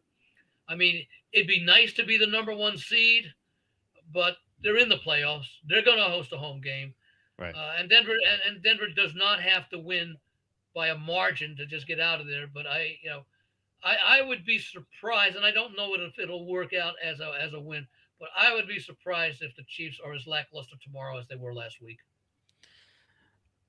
I thought about it, and I don't know. Just the like this is the first time in the Mahomes era where they're In playing 10 years. games that are meaningless. That are meaningless, Yeah, yeah. And I feel like they've already gotten No, but they, I think they got that bad game and the disappointment out of their system last week. you could be right, but at the same I don't know. time, It's just speculation. I mean, right, we're right. trying to be amateur psychologists here, or I know. psychiatrists perhaps, and basically, okay, they were eliminated 2 weeks ago. Okay, Yeah. so they know that they're not going to be playing in the postseason, even though they were on life support for like a month. Okay, and Mhm. they kept losing. So Yeah. the oxygen level kept getting turned down, but they were still able to be on life support because of the way things were breaking. So the reality finally set in 2 weeks ago when they were officially eliminated, and I think that had that carryover effect. They got it Yeah. out of their system. Andy Reid's a good coach. He knows, hey, some of you guys are playing for incentives. I want you to achieve them. Let's go out there and play like we can beat Denver, beating a division rival who beat us, earlier in the year and start. And I don't remember, was it the Denver game that started the downfall? Or was it the This Jacksonville is the game? Or Buffalo game that they lost to the Bills, oh, and okay, on then the road. Okay, yeah, yeah, yeah, okay. But Andy Reid might be able to just it's a prime time game on Thursday night. It's the defending champions. It's their last time on national TV. So I don't think their game against Vegas will be on unless unless the other 15 games are snowed out or something. But this is their last time in front of an audience, national audience. Um, let's go out there and give it an effort. Maybe it's not good enough to win, but let's at least make Denver work for the victory. Yeah, I don't know. that has crossed my mind. But given that they've played so many games over the years, and Yeah, I feel like they've never had January off. Like, yeah, I feel like yeah. they're already booked their cruises, and Oh yeah, but this, Kelsey but is, that's what I'm saying. This may be the one game because they still have to play next week. So this is yeah, the one game. If they're gonna play one game at the end of the season to say don't give up on us, this would yeah. be the game. Next week they're already making their plans to leave. I think if they had any faith in their quarterback, maybe. But with if this were like Minshew, I think I'd be Yeah, more inclined to agree with you. But with a Lotacon, I don't know if Olodokon they might make Quinn Ewers look like an MVP candidate. Is what you're saying. maybe. I understand. No, yeah. Yeah, I know. It's like how do you get up for a quarterback like that? You know, Well, it's that is maybe tough. the thing is, hey, this guy's sitting there through practice all year, and he's worked out with you guys and helped out. Let's play well for the kid. Yeah, maybe. I don't even know if he was. I think he was in like the practice squad. I don't even think he was in the real practices. So I don't know. Yeah. It's not like they don't. I doubt they even have said 5 words to him before he started or before he took over. So I don't know. I don't know. Yeah, yeah. Again, It's these are all thoughts that cross. They may have absolutely yeah, no bearing on the game, and you know, Broncos could be up 17-0 2 minutes into the second quarter. It's possible. yeah. It's I'm yeah, just saying that absolutely. that laying that kind of number with a Denver team that is really not known for its explosiveness, um, and they're still going up against a bunch of athletes with some pride. You know Hmm. that I would want to that I would want. They look that like I say they could win this game. Look, they beat them last year in a meaningless game. What was it, like 38-3 or something? Yeah, in the week 18. Yeah. But they were So playing for the playoffs. Denver at that point. Denver was and Kansas City sat their starters. Yeah. Um, Exactly. So but yeah, you know, well, I mean, Kansas City's basically sitting as starters with all the guys they put in IR. yeah, with the IR with the list, yeah. Yeah, So there's no one left except for a couple of see, guys. we're good. We're giving the time to that game that we didn't give to them way back at the start. But I know, But I know. We circled back. It's funny that last week, we were on opposite sides of the Broncos game. Now we're on the yeah, opposite sides, but like now I'm defending Denver. Say, yeah. hey, what you guys were saying at the beginning that chat here is a lot smarter than chat in other shows. There's another huge difference about chat here. I'm kind of curious where Cassandra's All right. going with this. Hold our So breath. I know we'll see. What Cassandra has to say. Um, but yeah, I mean, outside Maybe of that, maybe I was gonna say maybe he's not gonna add anything and just have us wondering. you Hope we don't don't get get banned. banned for saying Merry Christmas. Yeah, and Oh, is that I what happens on other sites? I think so. I don't know. A lot of people Now, are crazy. I want to ask you a question. Yeah. What is the reason for not wanting Merry Christmas to be said? Big, let's see. And I'll tell you, I'll give you my response to that. But why would you think the reason would be? I mean, it could be a lot of things, but one of the things for sure is, Yeah, they don't want to offend anyone who is offended by Christmas, and so they want yeah, yeah. to be super inclusive and not say any holiday, which is like ridiculous. But I normally say Happy Holidays. uh-huh. I will say Merry Christmas. I don't, from a religious I don't observe it and all that. But the point is, you're wishing someone good feelings at the end of the year. Whatever words you use, you're expressing something positive. Yeah, Why yeah. should why should that upset some people? Uh, Some people I just don't like to know. be upset by anything. I mean, Oh yeah, you know, absolutely. That's and 100% those are true. that's the minority. I mean, you're basically saying, uh, you're basically saying, I wish you good thing. In fact, I start saying sometimes I say more often. I will say Happy Holidays, Merry Christmas, or whatever holidays you observe. Let's hope for a good things. I Yeah, just throw that little in there, but look, the majority of the world, well, let's say the majority of the U.S. I don't know about the majority of the world because of all the different religions out there, probably observe Christmas more than they observe Hanukkah, Kwanzaa, whatever the others are. So hmm So again, using analytics, which I don't like to use, you are specifically saying something positive to the largest segment of the U.S. audience. Now, of yeah. course, the internet's worldwide, so it doesn't not on play. But the point is, I'm surprised that people get banned for it. No. Maybe if they're asked not to do it and they do it 3 times or whatever, but it's still it takes away from the meaning of you know we're wishing you good fortune. Right. That It's kind of thing. it's Or whatever insane. you say. It's insane to get banned for that. Now I wonder I, if you would get banned for saying "Happy Festivus." oh, for the rest of us. Yeah, I, the old Seinfeld thing. oh yeah, love it. I love the idea of Festivus. You ever watch Good Morning Football? Good Well, morning you'll go to football. sleep by then. That's on. It's on the NFL Network. Oh yeah, I'm not up for It's that. on. Let's see, what time is it on? It starts at 8. It's a 2-hour show. It goes for start the live broadcast is 8 to 10 Eastern, 5 to 7. I saw someone on one of the shows today. I think it was the female host Jamie Erdahl, who Yes. I think she's doing sideline reporting tomorrow for the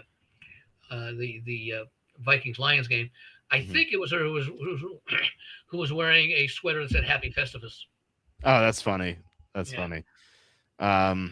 Who was the girl who's not Kay Adams, the one before that. I can't remember her name. The host of the morning show. I don't remember because I haven't been watching it that long. Okay, it was Erin something or other. Not Erin Andrews. No, not Erin She's Andrews. she's with what, Fox, I think. Yeah, NFL morning show hosts before Kay Adams. I had a funny story about that. In my book, the first book, which you read. I'm waiting for the movie. Yeah, like I said, it's Warner Brothers. No, is I holding it up. think that it'd be a great movie for all the parts that are non-serious. And then you break up the scenes with someone bringing out, here are the top 5 quarterbacks. You're right. Damn, I can't remember her name, but she it is like, real quick. Yeah, I like Jamie Rudolph. Yeah, for sure. I can't remember. She was like a brunette redhead, almost as a mix. Her hair color. Does she do other shows, or is she not in the business anymore? I haven't seen her. I haven't seen her on TV. She was an attractive woman. But I don't remember her name. But anyway, I wrote about it in my book where I got an email. So if I get the book out, I can find the name. You could, yeah. It's in the top. It's in the chapter about the 5 stories about football stories about women. So I had I was eating my dinner and I got an email and I saw that would you like to be have an interview with let's just say so and so. Yeah, and I'm like oh wow, like I know her. This was what somewhat after the book was published, sometime after. No, this is before the book was published. So, Oh. yeah, so it was like 2015 or so. I was like shocked. I was like, wow, she's the host of the Good Morning Football, or whatever it was. It might have been a different name back then. So I was like, okay, this is crazy. So we scheduled it, and so I got on the phone with her, and we're just talking about football, and she said something weird. She's like, yeah, I don't want to ruin this interview with you, because we're talking about football. She meant that like she didn't want to drag attention away from what I was asking, or what we were talking about. And I'm like, that's a weird thing to say. And then we just kept talking about football a little bit more, and I was like waiting for her to start the interview because I thought she was interviewing me, because she's the host and everything. She's the host of the show, so I thought she was going to interview me, and that maybe they're going to air it on the show. Oh, so in other words, this was like a preliminary. You thought this was a preliminary conversation before the interview started. Right. So I was waiting for her to say, okay, we're going to go to the interview now. I thought we were just talking. And then it just dawned on me. I'm like, is she interviewing me or am I interviewing her? No idea. Oh, yeah. So I was like, let me try this out. I'm like, okay, let's start the interview now. And she's like, okay. I'm like, wait, I am the one interviewing her. Like, I'm not grossly unprepared for this. I had nothing to record this with. So I conducted the sham interview with her. I don't want to. So what is it? So she actually, when she sent you the email, she wanted to be interviewed by you. Yes. And I'm like, what? Why? Even though she was the one on the NFL Network show. Right. I thought, because she's on NFL Network, she'd interview me. Yeah. And she's a co-host. She's an anchor on the show. How'd she find out about you? it was an agent or something, or her agent, talent agent or something, emailed me. How did he And know in about you? well, Or it was were you fairly well known at that point because of like some of your draft work and things like that? yeah. I mean, we've been known for a while, so like I don't know. And in the email, I looked afterward and said like so and so is starting a new podcast, and so I assumed she wanted to be interviewed by me so we could talk about this podcast that she was starting. So Oh, like okay. she was trying to get her name out there, but So she, yeah, so because she was going to be. She offered to be interviewed by you, so you would spread the word about her. right, exactly, because she was replaced by Kay Adams shortly after. Um, and so yeah, that I had no idea. I wish I Tell you could what, have I'm recorded gonna it. go get the book out. I'm gonna go get the book out right now. Okay. Yeah, it's yeah, awesome story. I know exactly who you mean. I can't remember her name either. Yeah, oh man, what's her name? It's gonna kill me as soon as Andy gets the book and I hear the name. Um, Erin Coscarelli. Is that it? I just came to me. Coscarelli. Is it Erin Coscarelli? Is that it? Did Erin. you? Yeah, it's Erin Coscarelli. I'm gonna Oh, post it. okay. It just came to me randomly. I don't know why. I'll put her name up here. Erin Coscarelli. I don't know if you remember her. This is a closer picture. Oh, well now. Yeah. Yeah, no, Um, I recognize the name, but I don't remember her from yeah. the show. Yeah. She was the anchor of the show before Kay Adams. Oh, okay. And not that I watch any of it because I go to bed at 5 or 6 a.m. So I was never up for it, but I knew because she was always on commercials and stuff. So I knew. Oh, well now you can watch because sometimes they rerun it like twice. You know, they'll run it from the live 5 to 7, and then they'll rebroadcast it from 7 to 9, and then 9 to 11 Pacific. Mhm. That'd be like on a Tuesday and a Wednesday, and maybe even on a Thursday, and then on Friday I think they maybe replay it once, and then they replay the Thursday night game. Yeah, and I wonder if they re-air it on NFL.com too. And I don't. Maybe they don't. But I It could might always even be up there. DVR it Yeah, too. yeah. I could always DVR it too if I wanted. I don't It's know. a fun. It's a fun show. You get some insights. It's a lot of interesting stuff, but Yeah, it's I like not. Peter. It's not hardcore. It's not hardcore football Yeah, analysis to the extent that there's any regimented format that they use. They have a couple of nice features in there, and you do get some nice insights. Have a lot of yeah. Matoteo, I think, is now a regular on the show, and Kyle Brandt, who's been doing it Hmm. for a long time, and I think Mike Garafolo and who is it? Pelissero, I think, and Adam Schefter? I think he's on the show. Rappaport, I think. Ian Rappaport. I'm sorry. Yeah, Yeah, yeah, he's the one. Schefter's on ESPN. yeah. Yeah, and then they give you some nice late breaking news and all that. They usually have a little bit of that. Usually around 5 or 10 minutes past the hour or something like that. Hmm. But it's a good show to wake up to. Yeah. It's football. Schrager used to be on this show too, but Yeah, he went to I ESPN. liked him a lot on that show. Yeah, I like Schrager. I Yeah. think he's really good. Yeah.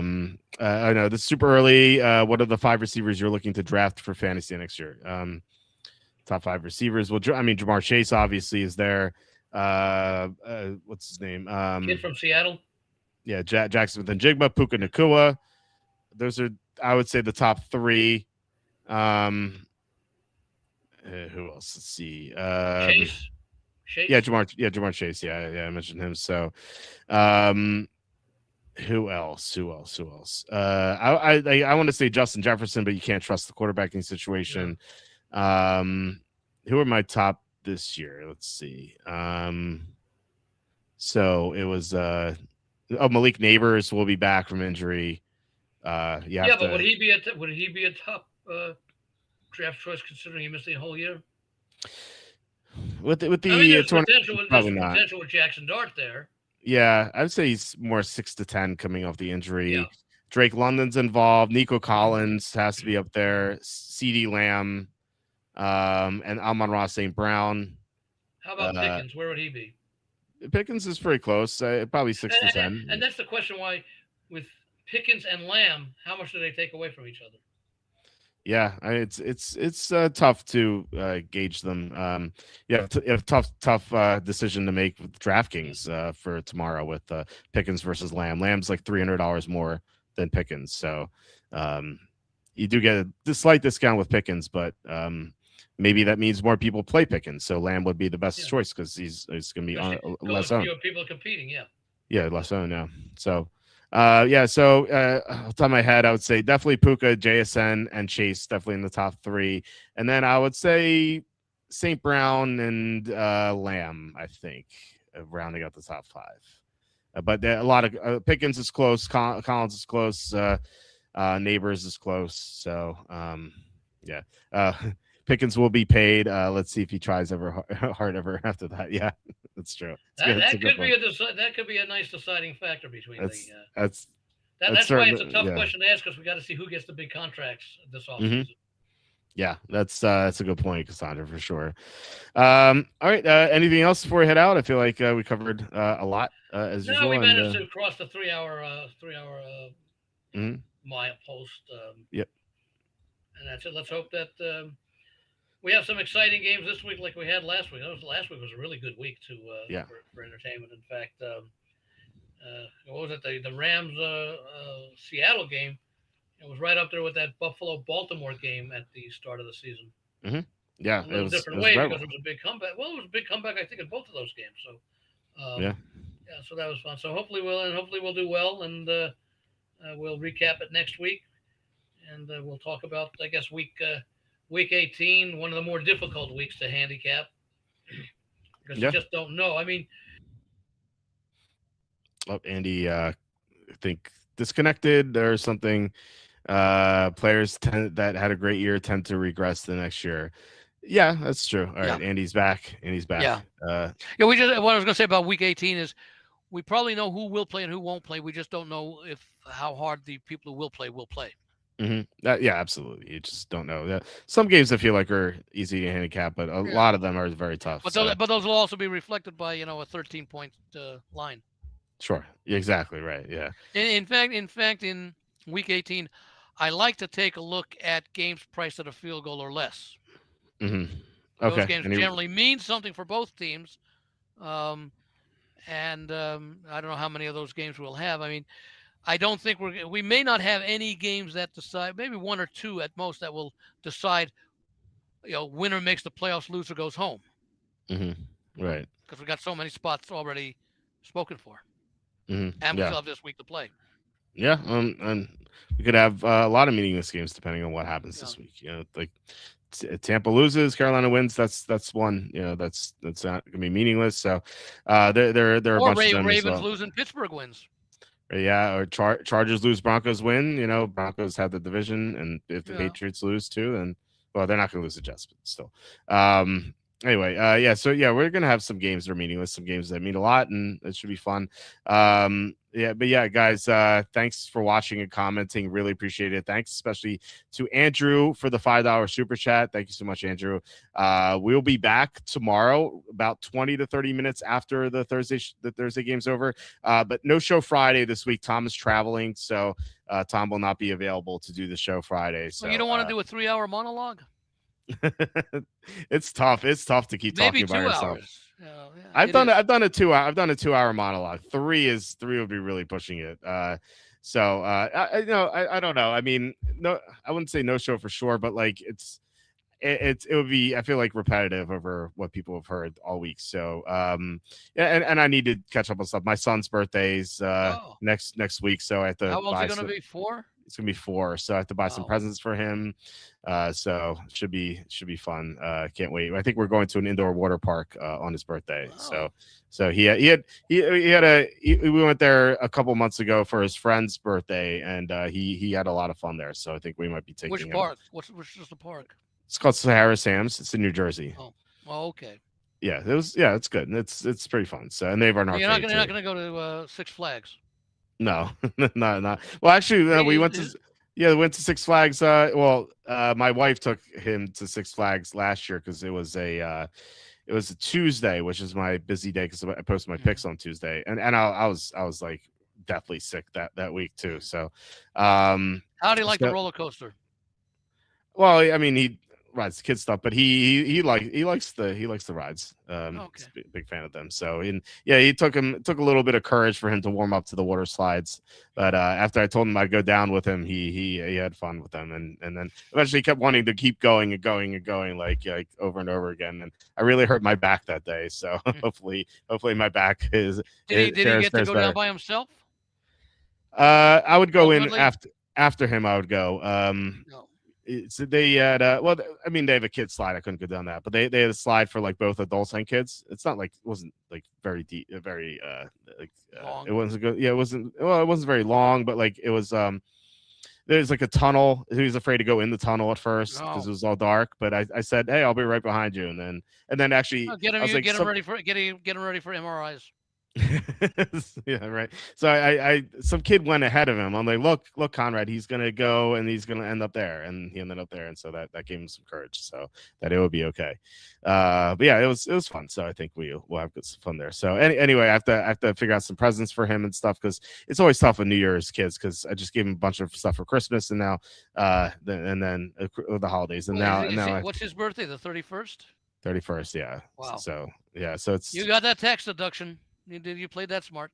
my my accountant was because we my wife is due on Christmas and Oh. we went in on Christmas and it took forever. He just wouldn't come out, and we found out like that he was luckily you know now with the technologies these days he was fine, but he was tangled. He was the umbilical cord Oh. was around his neck and his foot, Oh and that's my. why he wasn't coming out. And so it was really painful for my wife.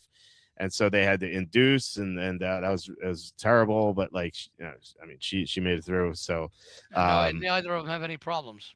no, yeah, no That's great. problems for sure. Yeah, for sure. So yeah, luckily we live in the time where we have this great technology, so they were fine. So yeah, so it was crazy. So Merry anyway, but Christmas as well, Anthony. yeah, Thank yeah, you. Merry Christmas to you too. So anyway, my point is, my accountant the entire time she's like, is he born yet? Is he born yet? Is he born yet? And so he was born at 9:30 a.m. on Christmas on New Year's Eve. And Okay. I texted her after. I'm like, oh, okay, we got the tax deduction right just in time. She's like, okay, you just made it. So that's funny. So anyway, all right, guys, thank you so much for watching once again. And Andy, do you want to mention the logicalapproach.com? Yeah, not really doing all that much as far as newsletters or anything for the rest of this year, as far as new subscriptions and things like that. But because I talk a lot about it on the show anyway, when I read some of the stuff or point out some of the interesting tidbits. But I'll be doing some updating the website for some of the stats that I hadn't been able to put up the last couple of weeks because of time constraints. But I should have some opportunities tomorrow on Christmas Day when the world basically and the NBA. And as I said at the very start, I'll be interested. I don't know if we were on the air or we just did it in our preliminary prep stuff.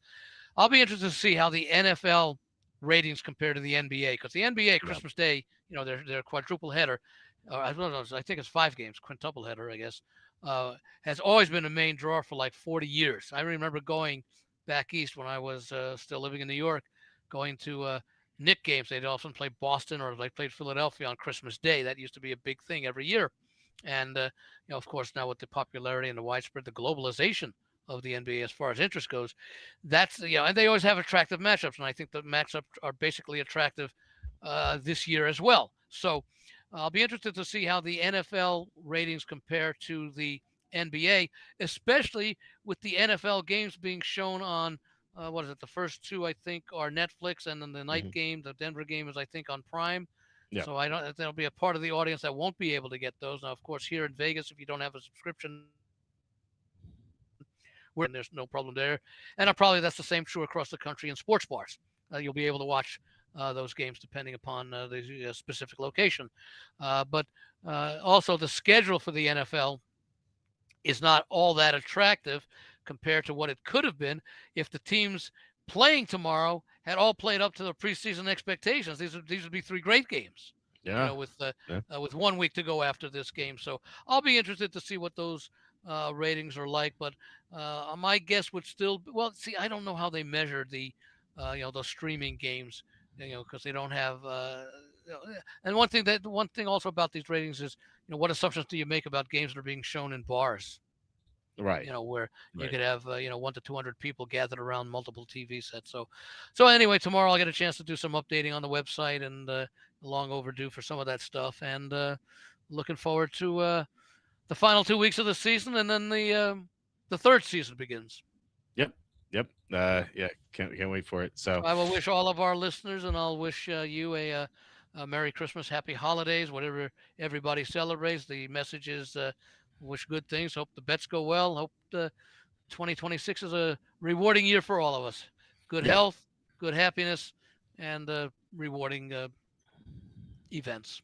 Yes. Yeah. I want to echo what Andy said. Merry Christmas, Happy Holidays, and Happy New Year. In a week, if you guys go on vacation or something and don't tune in, I hope you guys have a great New Year. Yeah, just think how we'll be spending. Just think how we'll be spending our New Year's Eve when the clock strikes midnight. It'll be next Wednesday. I was going to ask you after the show, but I don't know. So you're good to come on New Year's Eve? Well, if you don't mind slurred speech, yeah. Sure. I think I right now I would imagine I probably will be okay to come on. Okay. I All don't. right. New Year's Eve is amateur night. Yeah. Especially here in Vegas. Yeah. It's what do you mean amateur night? All the amateurs go out drinking. Oh, okay. Yeah. I always found. They celebrate. Yeah, I always found that New Year's Eve is very overrated for going out, just because there's a huge line for everything. It's like so crowded. It's a mess. It's a mess. I usually like to go out on New Year's, and of course it would be during the show that we're doing because we're 3 hours here earlier. But I usually like to go out somewhere between 6:30 and 8 o'clock. Okay. Then go home and either watch by myself, watch with friends, go to a. I generally will not be going to a large gathering to watch the ball drop and all that stuff, but I will be getting together with friends on occasion. Well, I can pass that up this year. That's fine. Okay. Won't have to worry it for about another 5 or 6 years, depending upon the calendar rotation for it to be on a Wednesday. Right. That's true. Yeah. I used to be friends, hang out with friends as well, but ever since we had kids now, it's we're definitely not different doing that lifestyle. anymore. The other thing is also next Wednesday is the final week of the season. Yep, that's right. So there's lots to talk about, lots to debate about and converse, etc., and go over, and we'll have a better idea of who's doing what on the first round of the playoffs, because we may have some of those seedings set in stone for certain positions. Yeah, that's 100%. So it'll be a good show next week. Yeah, I can't wait for it. So, all right, guys. Yeah. Once again, thanks for watching. Check out thelogicalapproach.com and check us out tomorrow. We'll be back 20-30 minutes after the game is over. Check out walterfootball.com. Tons of free content about the NFL. And I hope you guys have a great night. Merry Christmas. Happy holidays. And I will talk to you tomorrow.